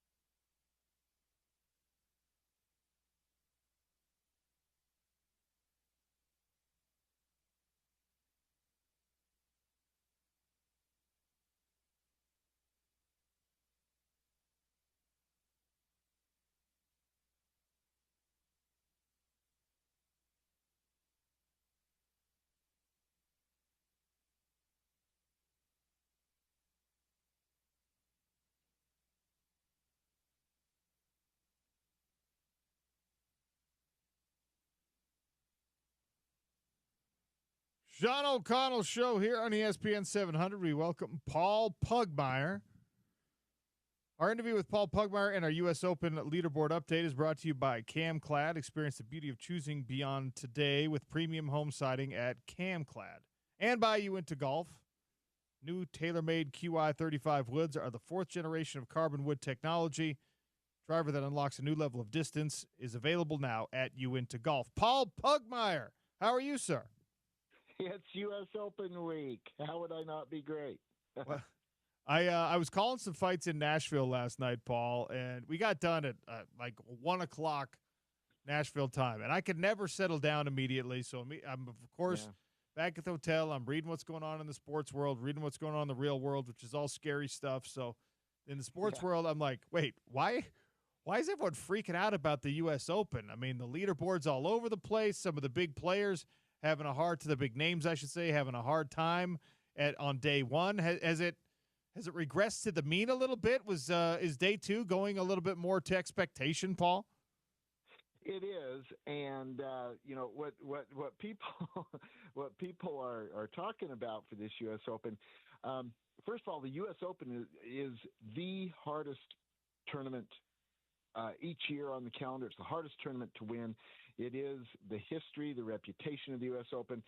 And the USGA kind of got away from that a little bit here in the last decade or so, but they are back full force into your daddy's U.S. Open. Heavy, rough, difficult setup, difficult golf courses, tight driving areas, and no better place to do it than Oakmont. This is the toughest course on the planet, and it's designed for that purpose. It was made to be that, and it's held up for 120 years. It stays in with that status. It is such a great golf course, such a great test, and a U.S. Open at Oakmont, seriously, it doesn't get better than this. So golf is already a very difficult game. Even a novice like me knows that. So what sadistic lunatic comes up with the hardest golf course in the world and is able to maintain that for a century? Yeah, it's a great backstory, actually. A steel baron in Pittsburgh at the turn of the 20th century named Henry C. Phones. He made a ton of money in steel. He sold his company to Andrew Carnegie. It was part of what became U.S. Steel. But Phones sold out because he was diagnosed with a disease. They said, "You've got a year to live, so do something you want to do." Turned out to be wrong. He lived 35 more years, but he said, "Well, what I want to do is build a really hard golf course." So he took his money and he did his design. It's the only course he ever designed, and he designed and built Oakmont, and it's brilliant. It's a genius. It's a masterpiece golf course, and it has stood the test of time. It stands up against all the technological advances, against all the training advances that the players have, because it is just so tough. It's so penal, primarily around the green complexes, which are sloped, and the greens run very, very fast, and the bunkering is severe. It's a course that will accept and reward an excellent shot. It'll spit out a good shot. A good shot isn't good enough. Now I'm really blown away, because this is one of the great reasons to talk to Paul Pugmire about all things golf. So a man was told, you've got a year left to live. Do the thing that you really like. Fill out your bucket list. And he's like, yeah, I want to create an impossible, a very difficult golf course. And that was it. Just the one time, one shot. That's like something out of a movie. I know it is such a great story, and what's really cool is that his son kept he kept his father's legacy going. His after his father did die, but of natural causes and old age, his son kept it going and kept doing this same thing and keeping Oakmont really hard. And the membership today, they seek and attract membership that are good players and that want hard golf. And it's the ethos and the culture of the club to say we want to be ready for a U.S. Open every week. We only need a week lead time to hold a U.S. Open at Oakmont. So they keep it tough all the time. Okay, so let's talk about the leaderboard as it stands right now. Okay. What do we know about JJ Spawn? JJ's a good player. Look, he's been getting better statistically each year by every measure. He's currently solidly inside the top 20 in the world. JJ Spawn is the guy who took Rory McIlroy to a playoff at the Players this spring. You don't make a playoff at the Players without being a really solid player and having a really solid week. However, Spawn has never had a really solid major. He has not proved himself in a major yet. His round yesterday was remarkable in one way that is completely not sustainable, and that is he made 7 putts between the distances of 7 feet and 20 feet for par. That is just not sustainable on a regular golf course. No possible way you're going to save that many pars on greens as severe as Oakmont.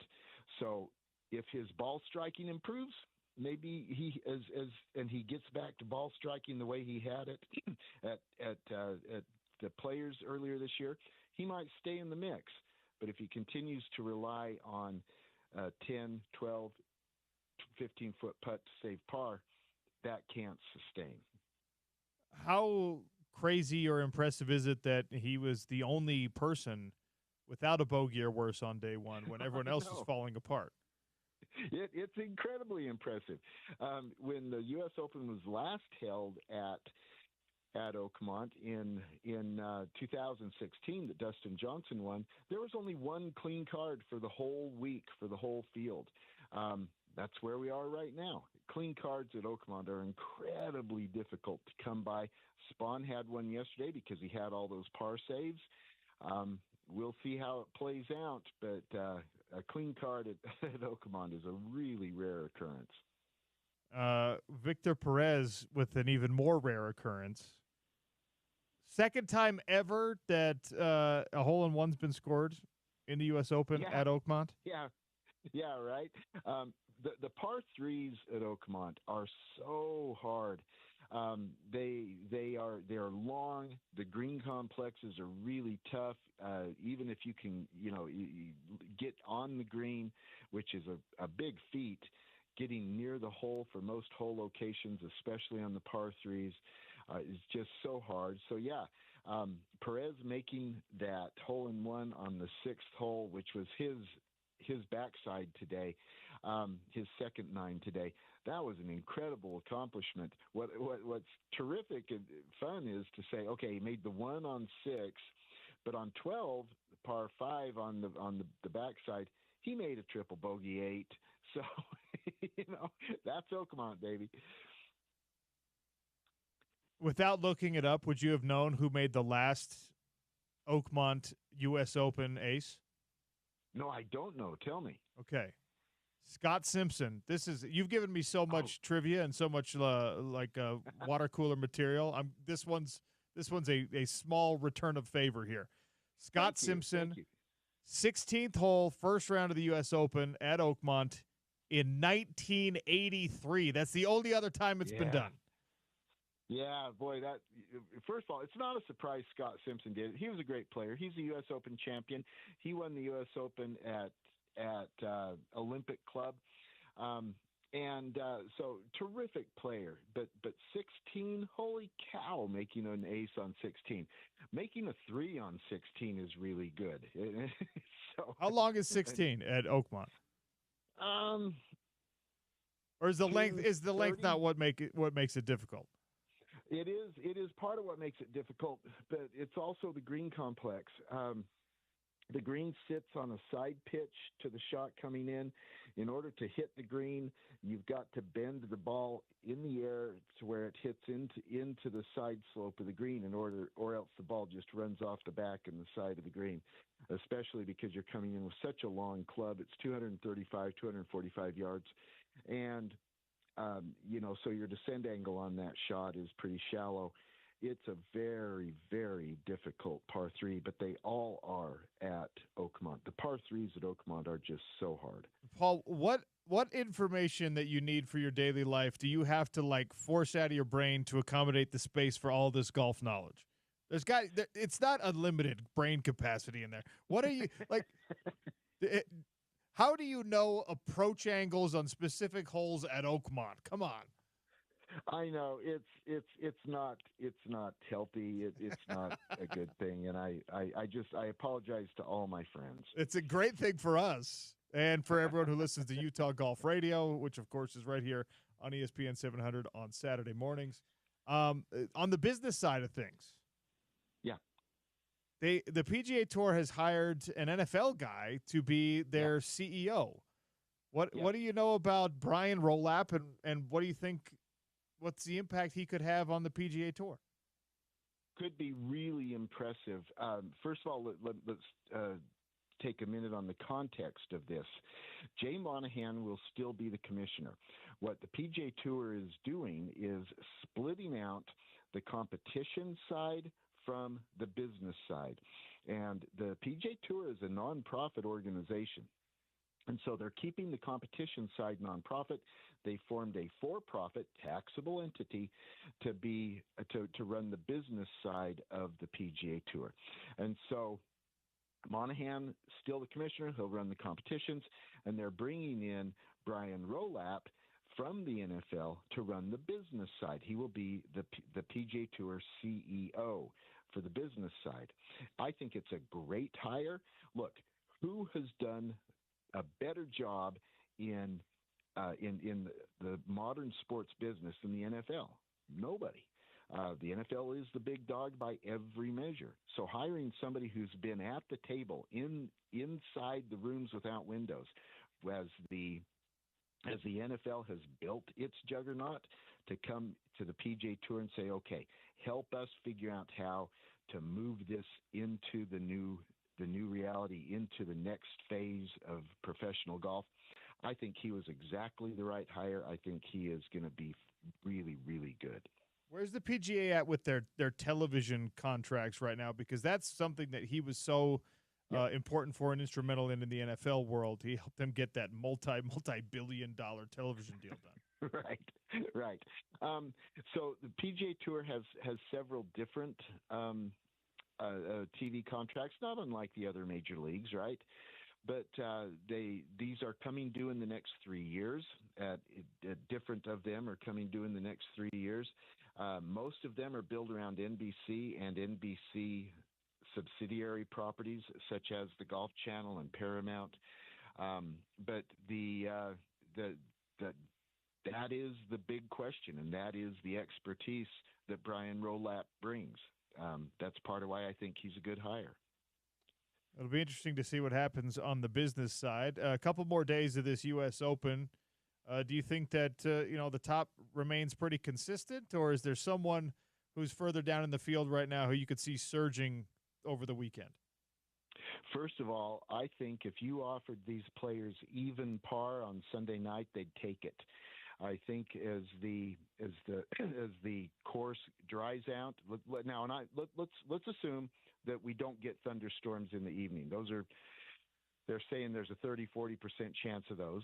Let's say that it doesn't get rain, then even par becomes a very competitive score for the whole tournament. That means that people are falling back to the golf course. The lead right now is at -4. But there's only 6 players under par right now.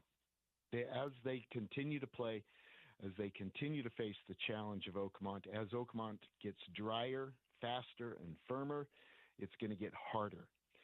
So in that context, you want to look at players who have weathered this kind of storm before, who have shown that they can win big tournaments in difficult conditions. And the players who are in good shape right now to do that, I really like where Victor Hovland sits right now. He's at -1, which currently is T5, but he is a top player in the world. I think we have to take Sam Burns seriously. He just threw down a 65 today to go with his 72 yesterday. That 65 is so far the low round of the tournament. And this is a guy who hasn't won a major yet, but he has shown that he has that quality of game. And then here's my personal favorite. Look who's lurking back at T7. We've got Adam Scott, major winner, and Xander Schauffele, major winner. They're both at T7. They're going to be fun to watch. And then let me throw in one more just because it's so cool. Jackson Koiven, a college kid. He's an amateur. He's the number one amateur in the world. He is the current Haskins Trophy winner. The Haskins Trophy, of course, is golf's equivalent to the Heisman Trophy. Jackson Koiven from Auburn University, he's currently at T11 at +1. Wouldn't it be fun to see him get in the mix come the weekend as an amateur? Those are the names I'm watching right now. How dependent, this will be the last thing before I give you back the rest of your day, how dependent is the PGA ratings-wise on recognizable names, guys like some that you just mentioned? I mean, Xander Schauffele is one of the fan draws, and people like Adam Scott around the world. But if your leaderboard is a bunch of, for lack of a better term, lesser knowns or even no names, does that hurt the PGA Tour's ratings over the weekend? Or are people watching good golf as long as it's good golf and the score matters more than who scores it? Every sport is driven by superstars. And that applies to golf in the same way it applies to basketball, football, baseball, and I'm not an expert on this, but I'm guessing it applies to the fighting, to the martial arts sports as well, where you are expert. For sure. Yeah, superstars turn the needle, right? That applies to golf, and there's never been anybody who moves the needle like the three biggest needle movers ever are Jack Nicklaus, Arnold Palmer, and Tiger Woods. Who are we talking about? Oh, we're talking about three of the greatest players ever. So, yeah, absolutely, stars matter in this sport in the exact same way that stars matter in every other sport. Is Xander Schauffele a big enough star to move that needle for people? If we hear about him, like if this is, like you said, if everyone's playing around even par, which is not overly sexy from a casual golf fan perspective, and it's, but you hear it's all Xander Schauffele's, he's heading toward a playoff maybe. Is that a big enough name that people are going to tune in? The casuals will tune in. Yeah, I think so. But I think not a year ago, but he won 2 majors last year. And not so, a bad yeah, year. just by virtue of that, it gets you well known. Plus, he also is an Olympic gold medalist. And at the Olympics, for every sport, right, you have people who only watch it every 4 years. But you add those two together, and I think Xander Schauffele gets attention. I really do. But Adam Scott gets more. Adam Scott is better known. I would like to see Brooks Koepka get back into the mix. He had a good day yesterday, less of a day today, but everybody, and I mean everybody, is going to have one poor round in this U.S. Open. Nobody's going to go through 4 days of Oakmont and have 4 good scores. So if Koepka's already had his bad score and he comes back, plays his way back into the mix, I think he moves the needle as well. Paul, can't tell you how much I appreciate your insights, and enjoy the weekend. Enjoy Utah Golf Radio tomorrow here on ESPN 700. Thank you so much. Appreciate it. Paul Pugmire, our resident golf expert and host of Utah Golf Radio, which you can find Saturday mornings right here on Utah's #1 Sports Talk. Again, that leaderboard update and the conversation with Paul Pugmire brought to you by our friends over at Uinta Golf. Right now, they've got the TaylorMade QI 35 woods, 4th generation carbon wood technology. You want new level of distance? Go grab one. Father's Day, you still have, 2 days? It's on Sunday, if I'm not mistaken. So if your dad's in the market, or grandpa or whoever's in the market for a new golf club, go check out Uinta Golf. Also, the U.S. leaderboard update brought to you by CamClad. Experience the beauty of choosing beyond That's with premium home siding at CamClad. All right. Wow. I am really abusing the clock today, but that's okay. This doesn't count as an airing of grievances, but the NHL did something last night that I didn't love. And we'll talk about that. It's the Sean O'Connell Show, ESPN 700, 92.1 FM.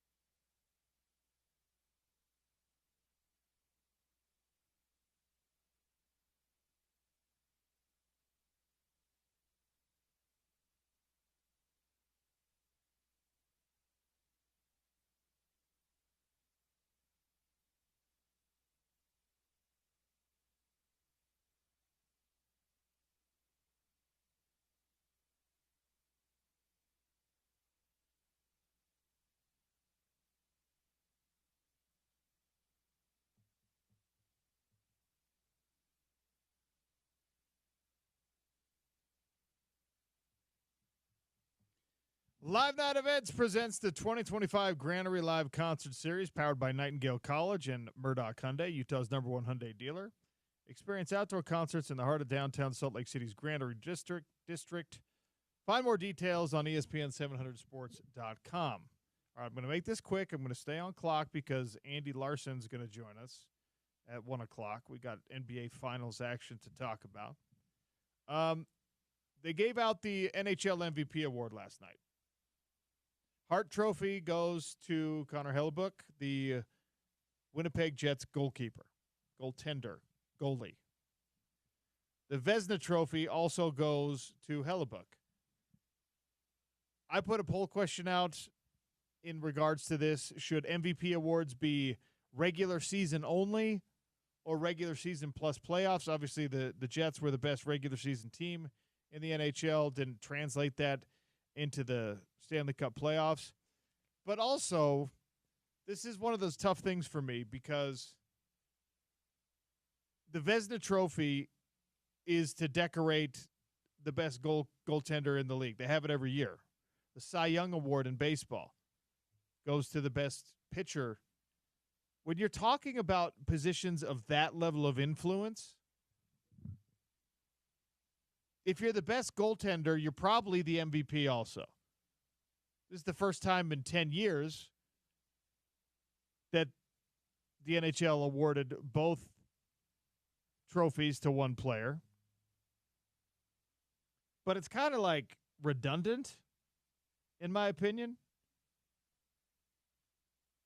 because that is the most influential position in team sports aside from maybe a quarterback. And what's the other one in the conversation? Well, an elite starting pitcher in Major League Baseball. It's kind of like how if you're just make the Heisman Trophy a quarterback award for the most part, right? Although this past season, I guess, is the outlier there. The Cy Young Award is effectively, oh, you're the best pitcher, so you're pretty much the MVP in baseball. Oh, you're the Vezina Trophy winner? You're pretty much the best player in hockey. And when I say MVP, I'm talking about the person who affects the outcome of games more than anyone else. All credit and all respect goes to the Barkovs of the world and Connor McDavid, of course. But when you're a guy who's the best in the crease all season long, you're effectively the MVP of the league.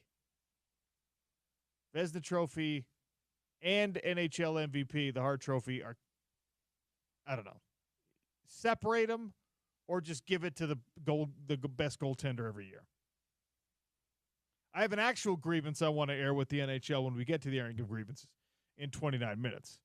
But we're going to take a break here. We're going to come back with Andy Larson, and we're going to talk a little hoop.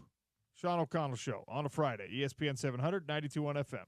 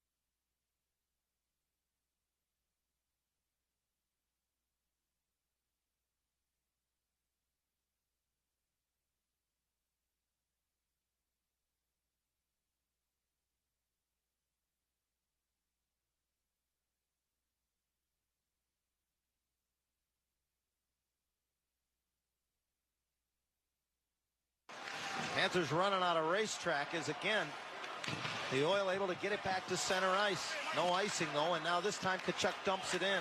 Pickard out to play it behind the net, moves it along. Kulak does the same. Dug out of the corner by the Panthers. Tic-tac-toe pass for Hagee. Scores!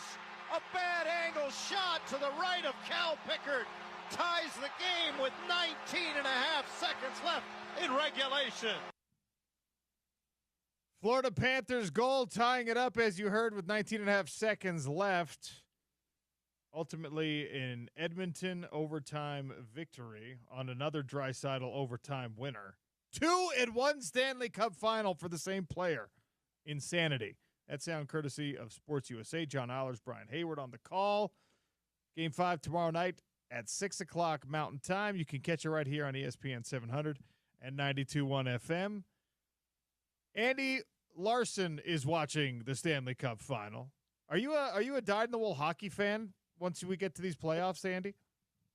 I mean, it's been super fun to watch. I wouldn't say I'm a dyed-in-the-wool hockey fan. Even before the Mammoth game, I would watch it occasionally. My dad actually grew up working at Golden Knights games, Golden Eagles games here in Salt Lake.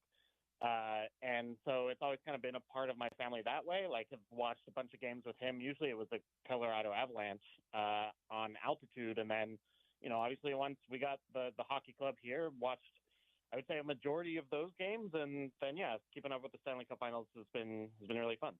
So I was talking about this earlier. I mean, we all, at some point when we were kids, we did the thing where we pretended we were going to be in the NFL and the NBA and whatever. And, the dream scenario, the buzzer beater. I can't even imagine the hardcore little mulleted hockey kids out there. I'm scoring 2 overtime game winners in a Stanley Cup final. You might give yourself one in the imagination, but somebody doing it twice in one Stanley Cup final series is a sports fairy tale, whether you're super into the NHL or not. Well, and it's 4 in the whole playoffs, right? For Draisaitl, yes, crazy. And then, I mean, it just needs one more in Game 7, right? I think that's what I love most about last night is that the Oilers did end up winning because it was a phenomenal game, first of all, but it also guarantees that we get at least 6 games in the series, which I think is deserved. I mean, I obviously a rematch of last year, but I think I'm rooting for Edmonton and Canada to finally win one. What? That's weird. Are you a secret Canadian? Look, it's those people care about hockey, frankly, just more than we do. No, you know what? And so, just from a utilitarian point of view, they should get one, more than once every 30 years.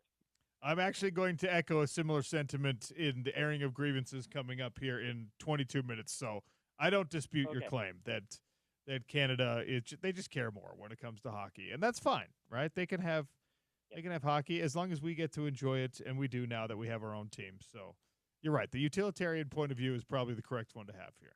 Let's get to the basketball world. Okay. I love the tweet. How could you not be romantic about the Indiana Pacers?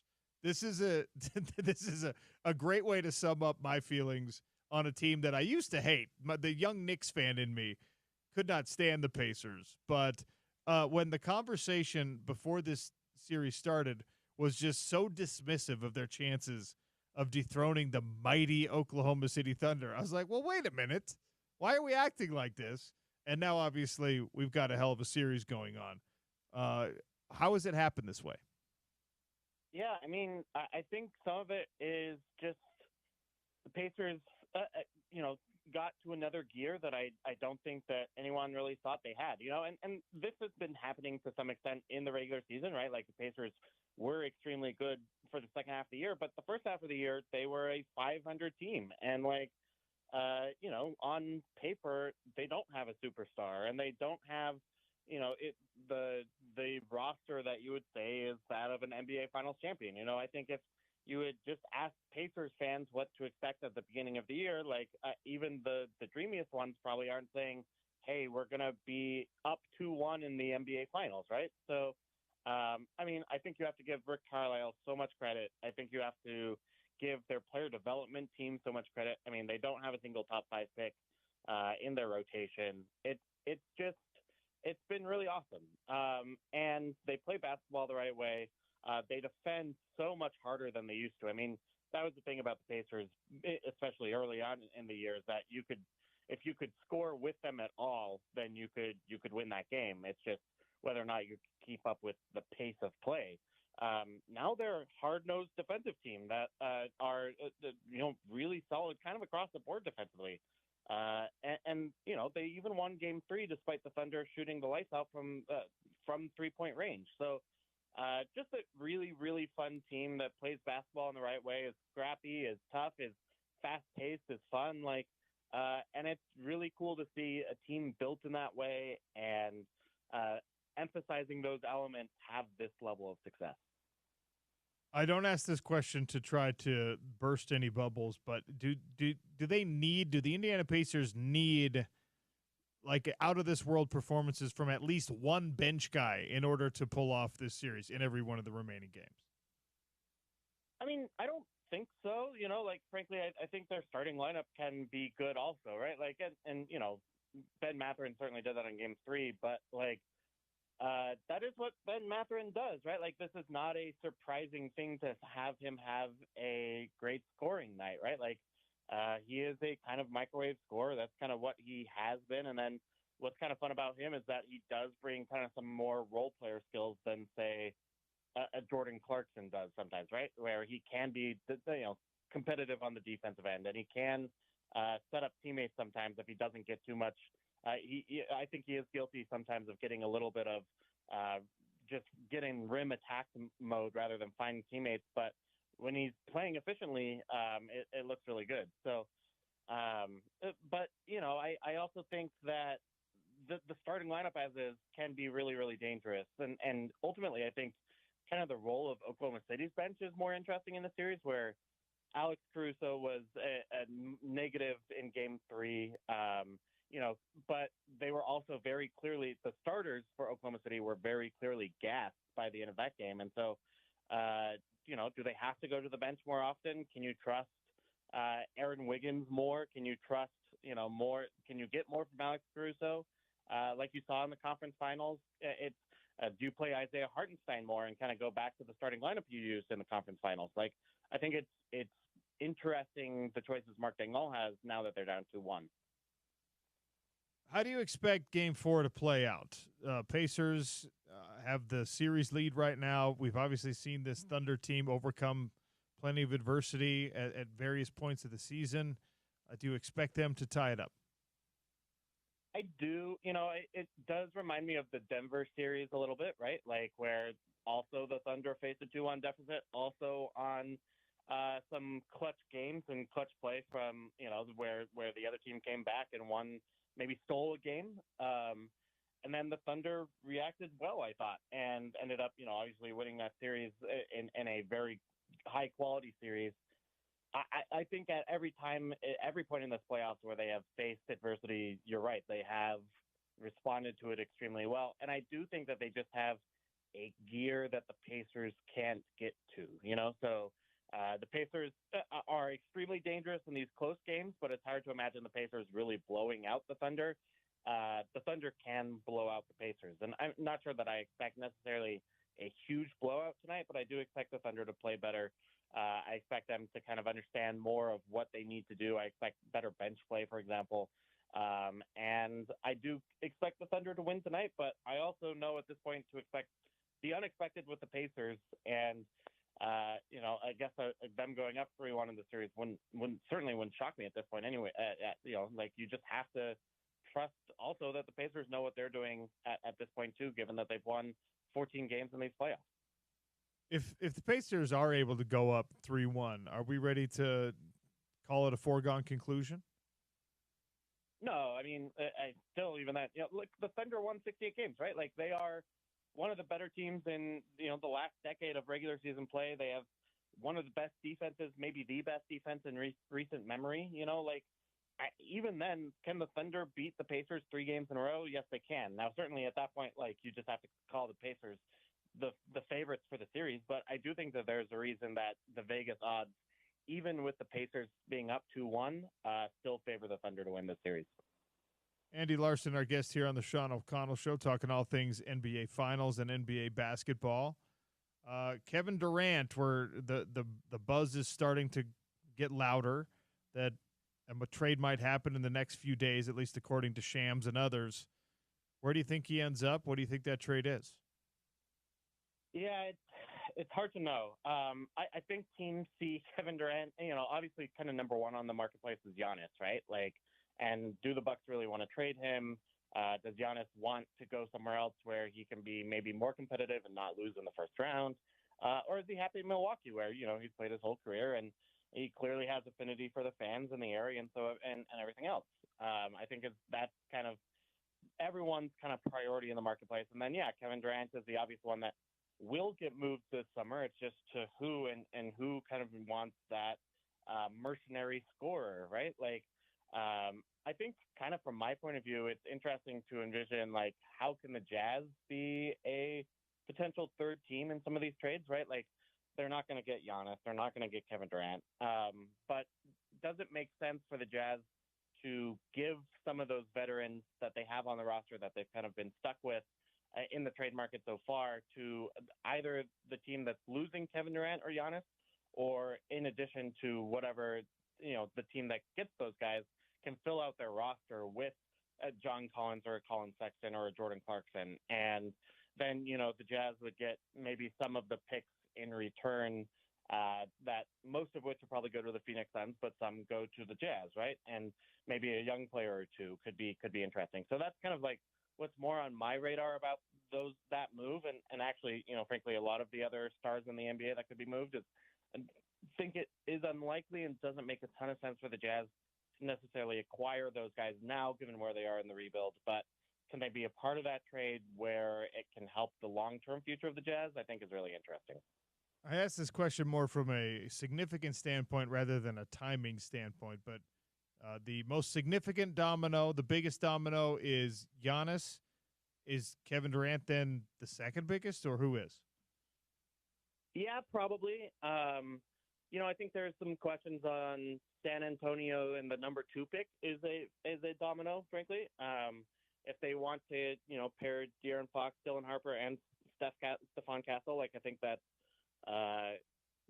they could just go kind of the default route. But I think there is some intrigue on whether or not they actually want to do that, right? And then, obviously that has to happen by draft night. And so there's kind of more of a ticking clock on that than there is on the other situations. But look, like, I think it's fair to say Zion Williamson's probably on the market. I think Trae Young's been kind of on the market for a while.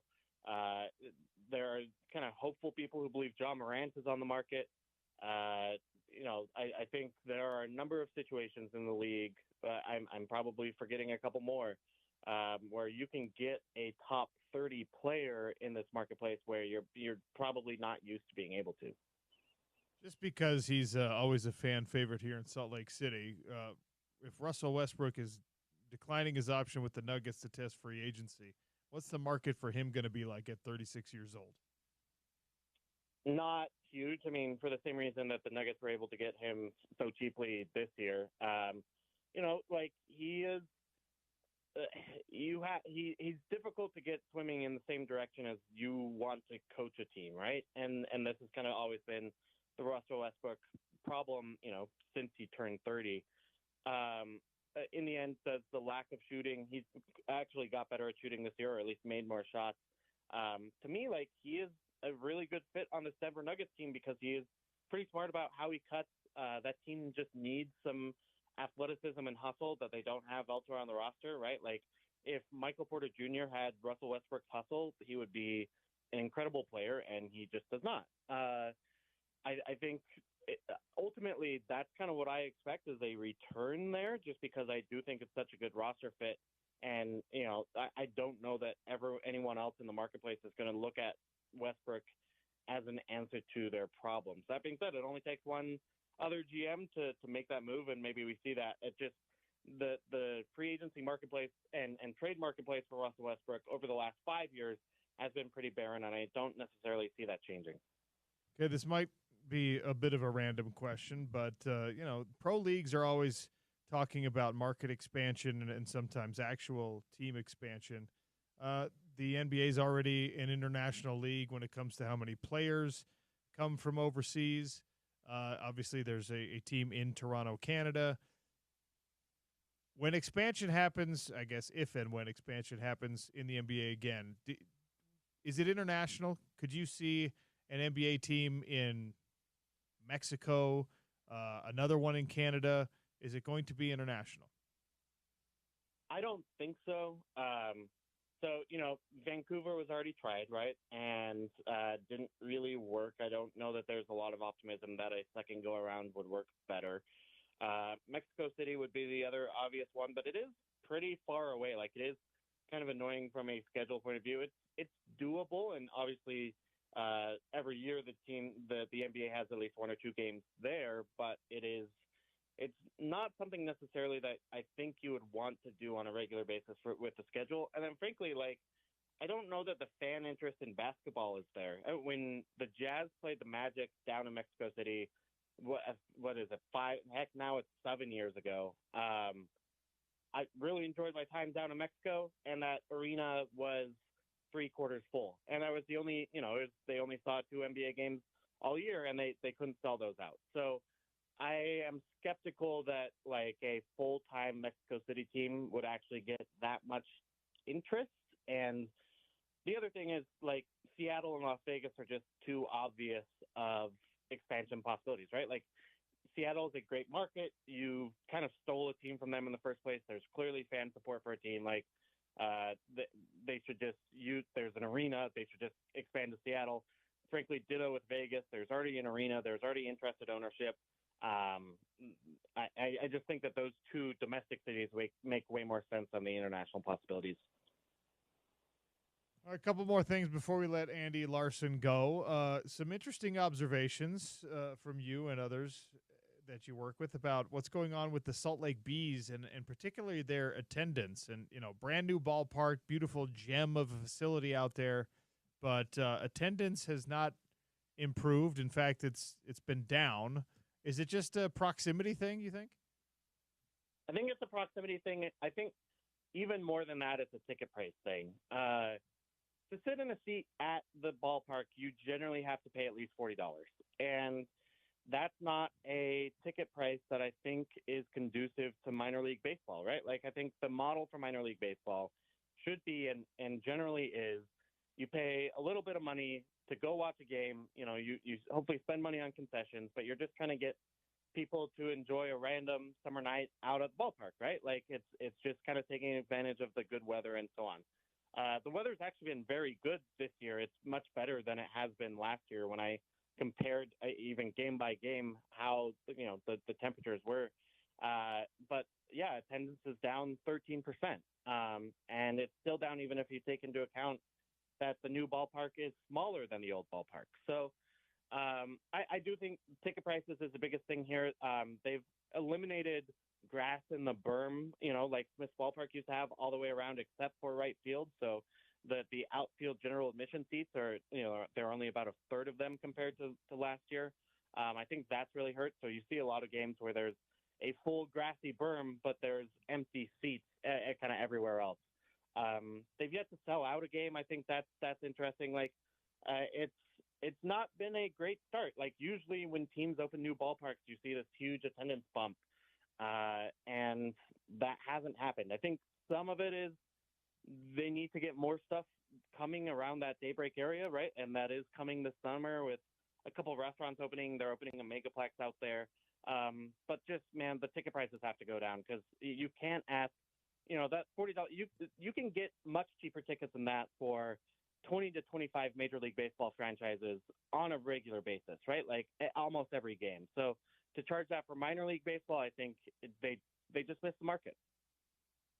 All right, I'm going to ask you a question that is a little bit outside of your normal purview, but I always appreciate your viewpoint on everything sports related, and you always have, a different angle on some things. It was a week ago, and after we had gone off air, that the House settlement in NCAA sports was pushed through, and $20.5 million will now be allotted from all the universities that choose to participate directly to student athletes.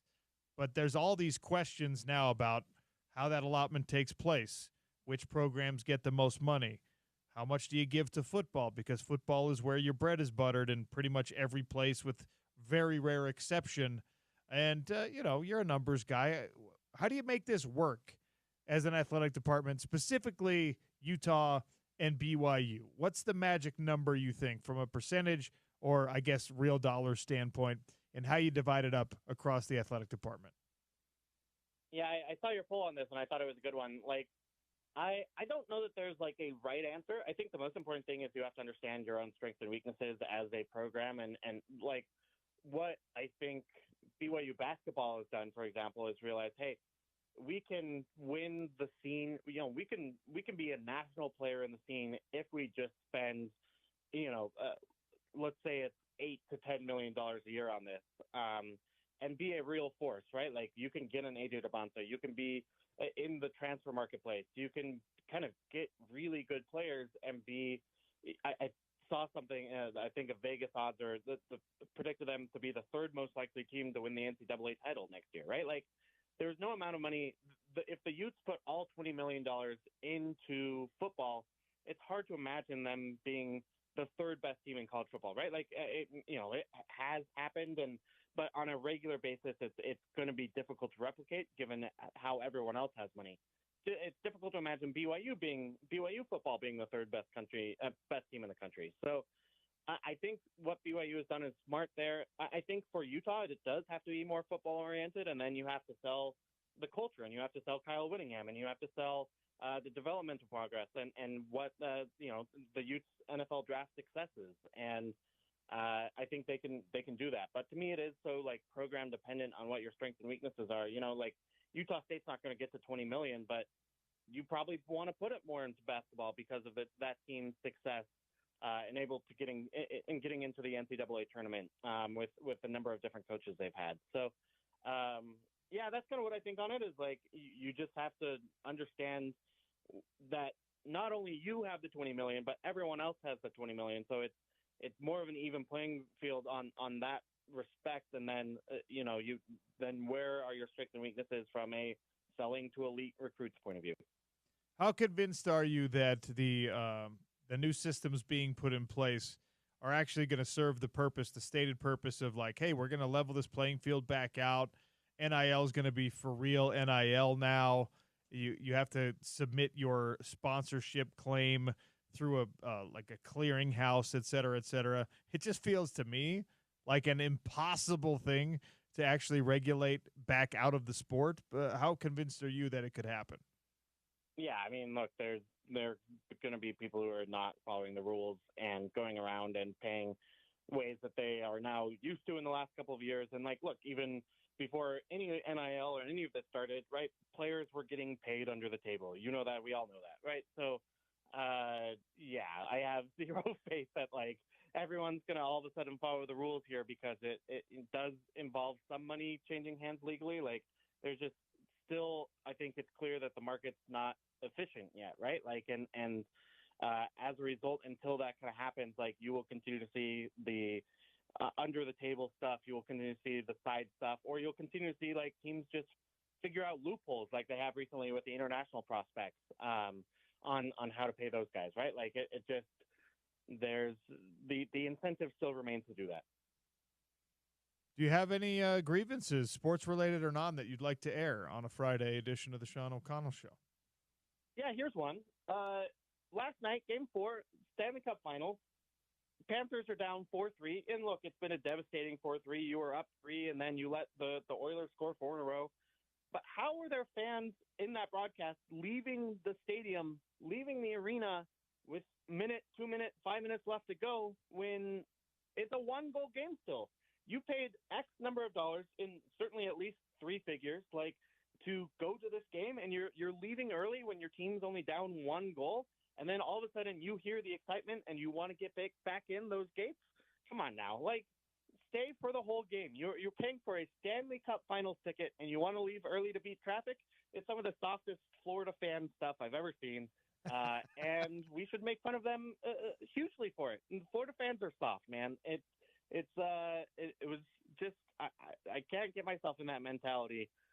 And yeah, they just need some good old fashioned making fun of today. I will echo your grievance, and they absolutely, especially like if you are the person who leaves early and then you hear the roar behind you or whatever, you turn on the radio and oh my gosh, something crazy happened.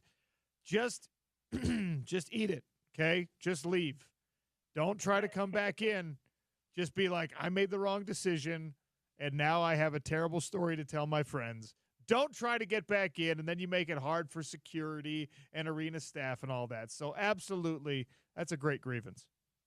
Yeah, and look, it's game 6 of the Miami Heat finals, right? Like when Ray Allen hits the corner shot, Miami Heat fans were leaving then, right? Like I don't understand the mentality of the Miami fan is baffling to me.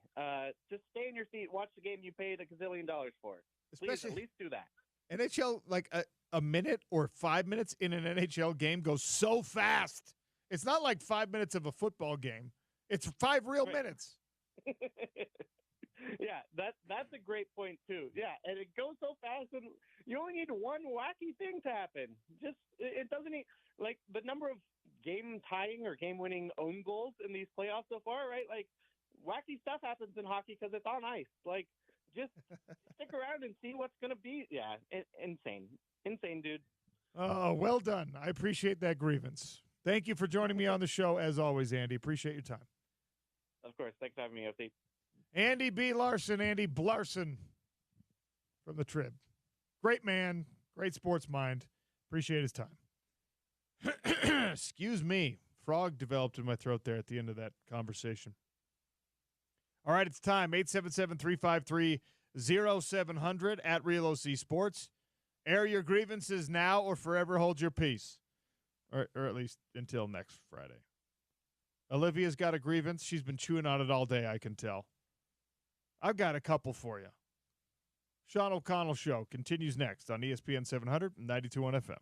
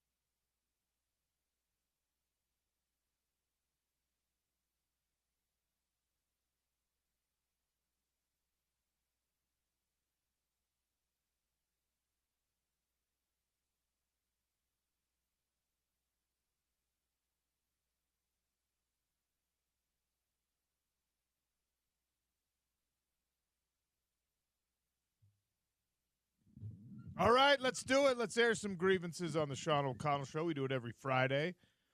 I've got 2, maybe 3. Olivia, you will have. I think I have 2. Oh, you have 2? Yeah. All right. You know what? Ladies first. Let's start with 1. Oh, okay.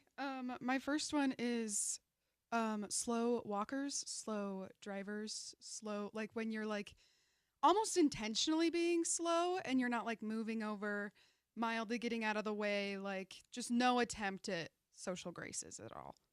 Being a slow walker is a little annoying, but it's okay if you understand spatial awareness and you kind of get off to the side. But if it's a whole group of slow walkers, the slow wide walker is the worst. It's the worst. You're just like, okay, can I just sneak? Just let me scoot, and then they were like, "Oh, am I in your way?" And I'm like, "Yes, you are. I got things to do." 5138, echoing this exact grievance. Those who get on the freeway and top out at a maximum speed of 55. May I recommend State Street or Redwood Road for your travels? You turn the freeway into an obstacle course for the rest of us. I actually love this. People have always felt this way, but now the authorities, now like Highway Patrol, will actually say, hey, driving too slow is just as bad as speeding. Yeah. We will ticket you for that also because you do become a hazard. Flow of traffic, people. And then they always find out their way into the fast lane. Always. Why are you there? Always. For what? You're not going around anyone. Yeah. And by the way, modern cars, if you're just a person who has a hard time paying attention, when you get on the freeway, just go ahead and hit that cruise control. Cruise control. Hit that cruise control. Yes. Set it. You don't want to speed? Great. Set it at 75. Go right at the speed limit. Yeah. Do it. That's fine. Also, stay out of the fast lane. I love it. Grievance. I occasionally like to hit the local food trucks for lunch, sit under the canopy, enjoy a taco or whatever the case. Please, people, this is not the time to play TikTok videos, podcasts, or whatever it is at full volume for everyone to listen to. While I try to eat, have some consideration for the rest of us. Volume wars ruin my peaceful lunch as well as others. I have told this story on the air. I had this experience at the airport not so long ago. Yeah. Sitting in a gate. It was a late-at-night flight, so it's pretty quiet in the airport, and everyone's just kind of like, it's late. Yeah. Okay? It was like a red eye. And this guy's just on speakerphone, and he's talking loud, and the worst part was it was like someone nearly my dad's age talking about, like, dating, like he himself dating, which is just no. And so I, probably not so politely, I said, hey, you should put some headphones in or something. Yeah. That's why they were made. And he got real mad at me. He's like, is it bothering you? I'm like, well, it's discourteous. Yeah. I used the word discourteous, and then he got all up in a huff about it. And I was like, I don't care if you're mad at me. I'm mad at you now. So I feel like I had done a service for all the other people sitting at the gate. Exactly. Everyone else applauded you, I'm sure. They stood quietly, up and clapped. Because they're respectful. Quietly, yes. All right, keep them coming in. Oh, and a lot of folks love that grievance, by the way, that you were talking about. Oh, yeah. I'm sure. Grievance. Every person that relies on TikTok for absolutely everything. Believe it or not, the people on that app are more often than not professionals. Please stop taking life advice from TikTok. Oh, my goodness. One of the great dangers of social media is how blurry the lines get. Yeah. From like how folks source their information. Mm-hmm. And just like, oh, I heard something, so it must be true. It's on the internet, so it must be true. Yeah. That used to be a joke. Yeah. And now it's how people live their lives. Quick little Google check could help that just a little bit. It's quite easy to fact check. Yeah. And also when you fact check, do not trust AI. Oh my goodness. No. AI lies. AI believes whatever people say, which is just the internet. Which is also wrong a lot. I told you about the sloth thing? No. Okay. So my adorable 6-year-old daughter is one of those kids who asks a trillion questions. Oh, amazing. Just all the time asking questions. Party. And every once in a while, we'll be like, okay, why don't you go look it up? Go find it in a book or something. But she knows that we have these smartphones. Uh-huh. She'll be like, will you look it up on your phone? Yeah. And so, like, we'll do that sometimes because, it's funny. Yeah. So this is my daughter asked my wife something about sloths Yeah. not having brains. Something she had heard at school or whatever. Okay. And so my wife was like, no, that's a silly question. Yeah. And she was like, well, you look it up on your phone? So my wife said, with like through Siri or whatever, Yeah. do sloths have brains? Yeah. And AI came back and said, no, sloths do not have brains. That's wild. That is messed up. Yeah, that's not great. So until I got home and we were like, she was like, did you know that this is what it said? I'm like, that's not true. Sloths definitely have brains. For sure. So there was some confusion because when a computer tells you something, you're just like, wait. You're inclined to believe it. Did I think that sloths had brains and they don't? Why did I Yeah. not know that? Yeah. Feels like So- something that should have been discussed. So grievance with AI lying to us. How about Yeah, that? For sure. Grievances with Father's Day. I have no idea what to get my dad because anytime he thinks of anything he wants, he orders it on Amazon. I spent days thinking of gifts and still don't have any clue what to get. No, I'm not getting him a driver. He doesn't golf. All right. Here's the thing. This is a real answer, Yeah. okay?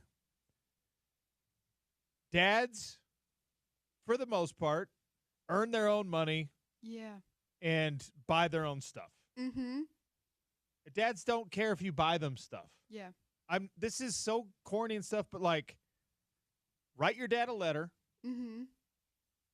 get a picture of the two of you printed, or the Yeah. 5 of you, or the whatever of you printed, Just the two of you. You know you're the favorite. and give it to your dad. Yeah. It doesn't have to be fancy. It doesn't have to be spectacular. Yeah.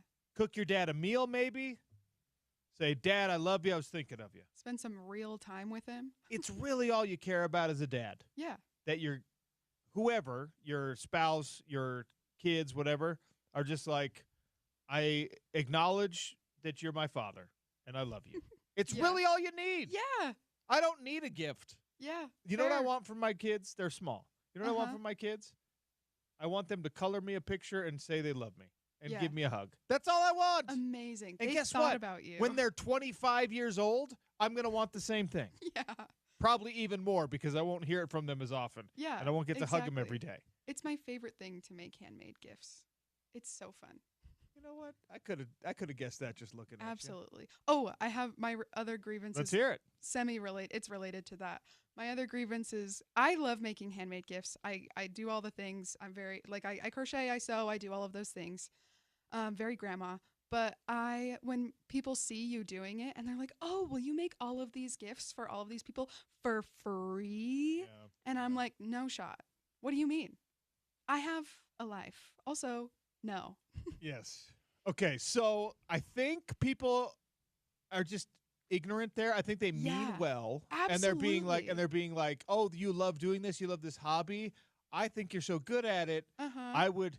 But then they totally forget that, like, well, it takes time and resources. hours of yes. my yes. life. Yeah. Oh my goodness. Valid grievance. Yeah. Valid grievance. Okay. 9444. If I stop my car for you to walk across the street, I better see some hustle. Yeah. I'm talking high knees. Yes. Let's also go. accurate. Speed walk. Yes. Oh, that's so fantastic. All right. Here's one I have with the NHL. Grievance with the NHL. So a new proposal, a $2.8 billion real estate development in an Atlanta suburb has been approved. Yeah. A major part of this expense, much like the downtown expansion in Salt Lake City, is for an NHL arena. Okay? Mm-hmm. I don't have to tell you this, Olivia. Mm-hmm. Twice already Atlanta has had NHL teams. Yeah. They had the Flames. The Flames had to move to Calgary. Okay? believe you. They had the Thrashers. Yeah. The Thrashers had to move to Winnipeg. Guess what, people? It doesn't work. The NHL in Atlanta doesn't work. And remember how Andy Larson was saying, Canada just cares more about hockey than we do. Give them a cup. Yeah. I promise you, NHL, if you put a team in Saskatoon, Saskatchewan, Yeah. which is a much smaller population, they will sell out every game. They will show up. They will show up. You know where they won't show up? Atlanta. In Atlanta. You know, it's not third time's a charm on a franchise. No. They don't even show up to the basketball games. It's a basketball city. Everyone in the Yeah. damn city and the suburbs plays basketball. You know what they don't do in Atlanta? Watch Play hockey. hockey. They don't want an NHL team. Don't give them one. No. Grievance. Also a grievance. The flight attendant on my flight this morning woke me up. Oh. For what? My backpack Yeah. was too far out from under the seat in front of me. It's Oh. You know how they say put it under the seat in front of you? Yeah. It doesn't actually really fit there. Yeah. No way. So it's just like sitting kind of like under my feet instead of Uh-huh. under the seat. Yeah. Woke me up. That's Midair. wild. There's no emergency. No one was trying to move around. I was in a window seat, by the way, so if I'm obstructing anyone, it's only myself. That's insane behavior.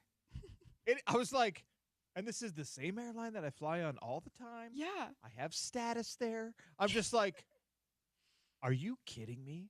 That is How wild. bad does that lady's day have to be that she woke me up You're in a window seat. in a window That was seat? an important part of that.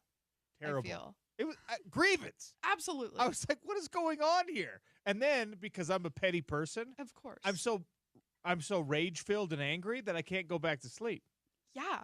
So I sleep well on planes. Uh-huh. So I plan after I have these PFL events. I know I'm going to be staying up really late. The post fight show got over at like 1:30 a.m. Uh-huh. My shuttle to the airport was at 5 a.m. Right? I can't calm down right away. I always am hungry. I go get something to eat. So I take like a 1 hour nap. Yeah. And then roll out of bed. I got to get to the airport. But I plan that then as soon as I get on the plane, I'm asleep. Yeah. And I usually wake up when we land.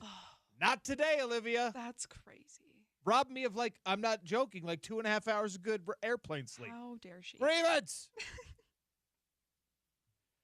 All right, my grievance this week is with spam callers. They're the lowest form of human life. Their heavy accents make it too obvious that they are not from my home warranty company. Stop wasting my time or else you will hear an air horn in your ear next time you call me. 7516. Okay. Have you seen, I know we tell people get off of social media and don't rely on TikTok for everything. I actually follow a couple of these accounts. There's like scamming scammers on Instagram or whatever, where it's mostly like amateur low-level comedians who will record themselves talking to the scammers and playing along with the whole scenario, but in a way where they just are fumbling every step. And then the scammer gets frustrated and starts screaming. Yeah. It's hilarious. Hilarious. It wastes their time. It turns it back on them. There's also like scary versions of it where some of these people that don't like the scam calls, they have like hacking ability. Ooh. So what they do is they hack back into the computer of the scammer. Yeah. And they like activate their camera. And they know their name. Yeah. And they tell them what they're wearing.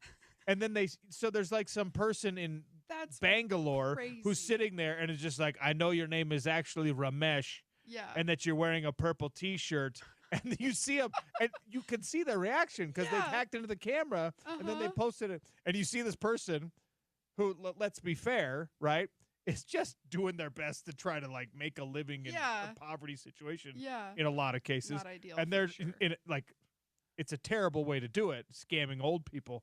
But, like, this guy's just like, wait, what?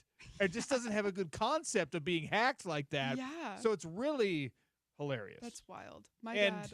If it just scares him a little bit, that's yeah, good karma. Yeah, my dad pretends that whoever they're asking for is dead. Oh no! So that's usually what he goes to, and then they usually hang up. So it's pretty good.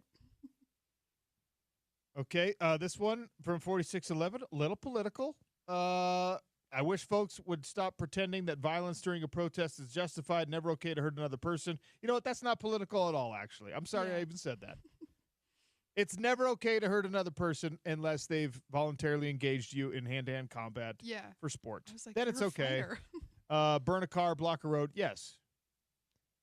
Yes. Yeah, yes. Absolutely. Grievance aired. 7946 wants to air a grievance with jorts. You should look on the YouTube channel like, right now. Scoot back a little bit. We'll pull it up. Yeah. Huh? See that? Those Amazing. are jorts. Look at those knees. Those are jorts. And they're kind of short jorts, kind of short, tight jorts. Okay, 1624. I have a Father's Day problem with my mom on Mother's Day. I've stopped asking her what she wants just because she buys it the next day.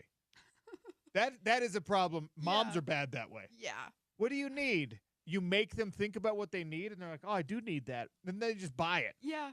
Yeah. All right. Grievance. Okay, grievance with U.S. soccer. Oh, this is a long one. What is going on here? Sheesh. They haven't been able to raise to the top of the CONCACAF and stay there since the last World Cup. Also, they haven't been able to instill the love of the jersey in this current group of players. Give me prime Kobe Jones, Alexi Lawless, Clint Dempsey, and Landon Donovan over any of the current player pool. They always wanted to suit up for the U.S. of A. Diego Luna, please save us during the 2025 Gold Cup. All right, grievances aired. Well done, everybody. We head into the weekend unburdened. We'll talk with Spence Checketts as he gets ready for the drive next on the Sean O'Connell Show, ESPN 700 and 92.1 FM.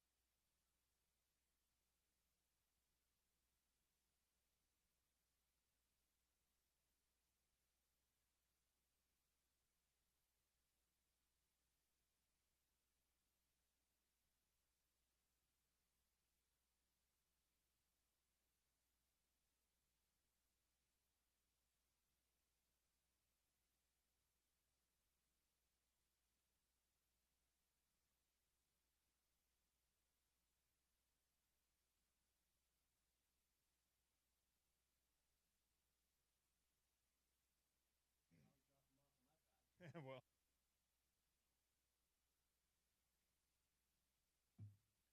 the drive with Spence Checketts is next as we send you into the weekend. 4 hours of great radio coming.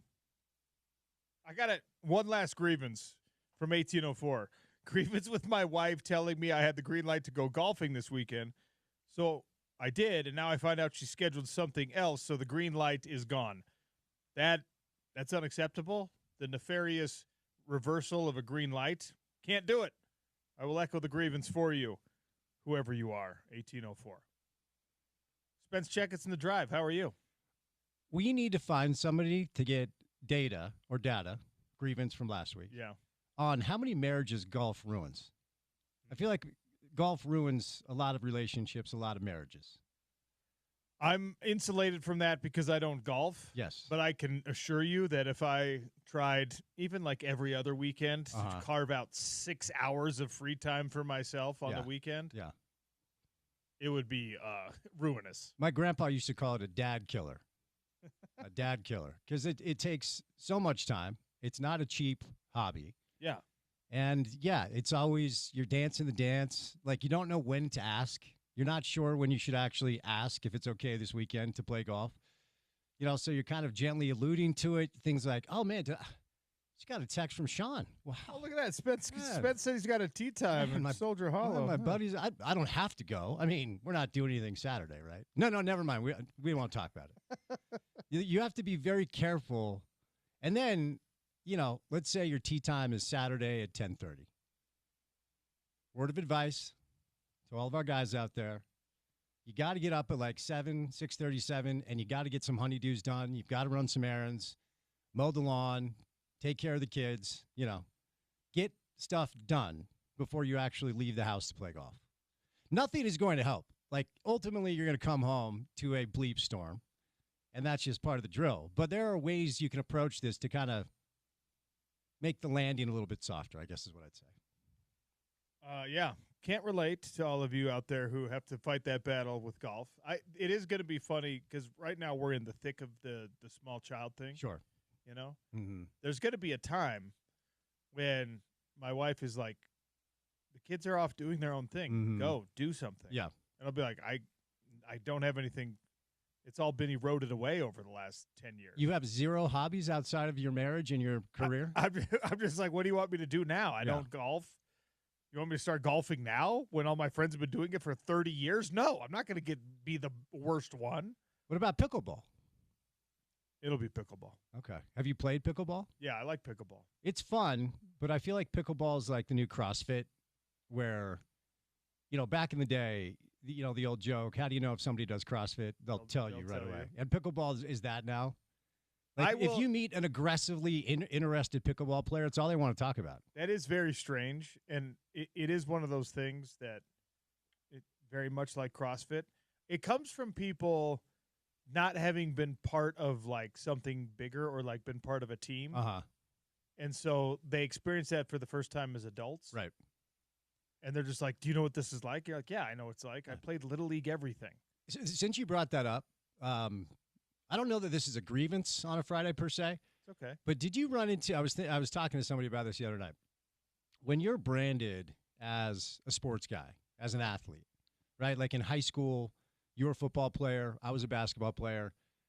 All of my teachers that weren't necessarily into sports still felt like they had to talk to me in that like language. So I'd have a math teacher be like, you know what, Spence? Struggling a little bit with geometry. You got to let the game come. I'm like, you can just talk to me about math. Just use Pythagorean theorem to explain. I can figure it out. You gotta like get your own rebound. If you miss a test, get the rebound. Go back up. Like, just talk to me about the test, man. We're not at basketball practice right now. You can just talk to me about whatever we have going on. I appreciate when people try to meet you where you are. Sure, yeah. And they just airball it, just complete swing and a miss. Mm-hmm. The terminology, because they're not really into it. It's probably like your cage fighting. Like, no, it isn't. Actually, you know what, Sean? It's like when it's not my cage fighting. When you take a handoff and you run through the 6 hole. You got to study for the test. Let's talk about something else now. Thanks, Mr. Smith. Yeah. Just talk to me about the test, man. So that's my Friday grievance. Okay, I like that.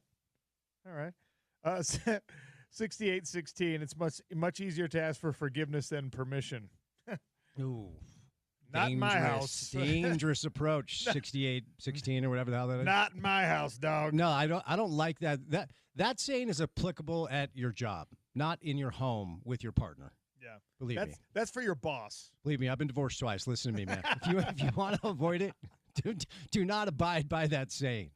Okay, do not do as I do as I say. Do not abide by that saying. Trust me. All right. You going to talk about some sports? I don't know. It's Friday. Probably just messing around. We'll see. All right. A few things going on. Stay tuned. Stay tuned for the drive. Thanks for listening to the Sean O'Connell Show. We'll do it again on Monday.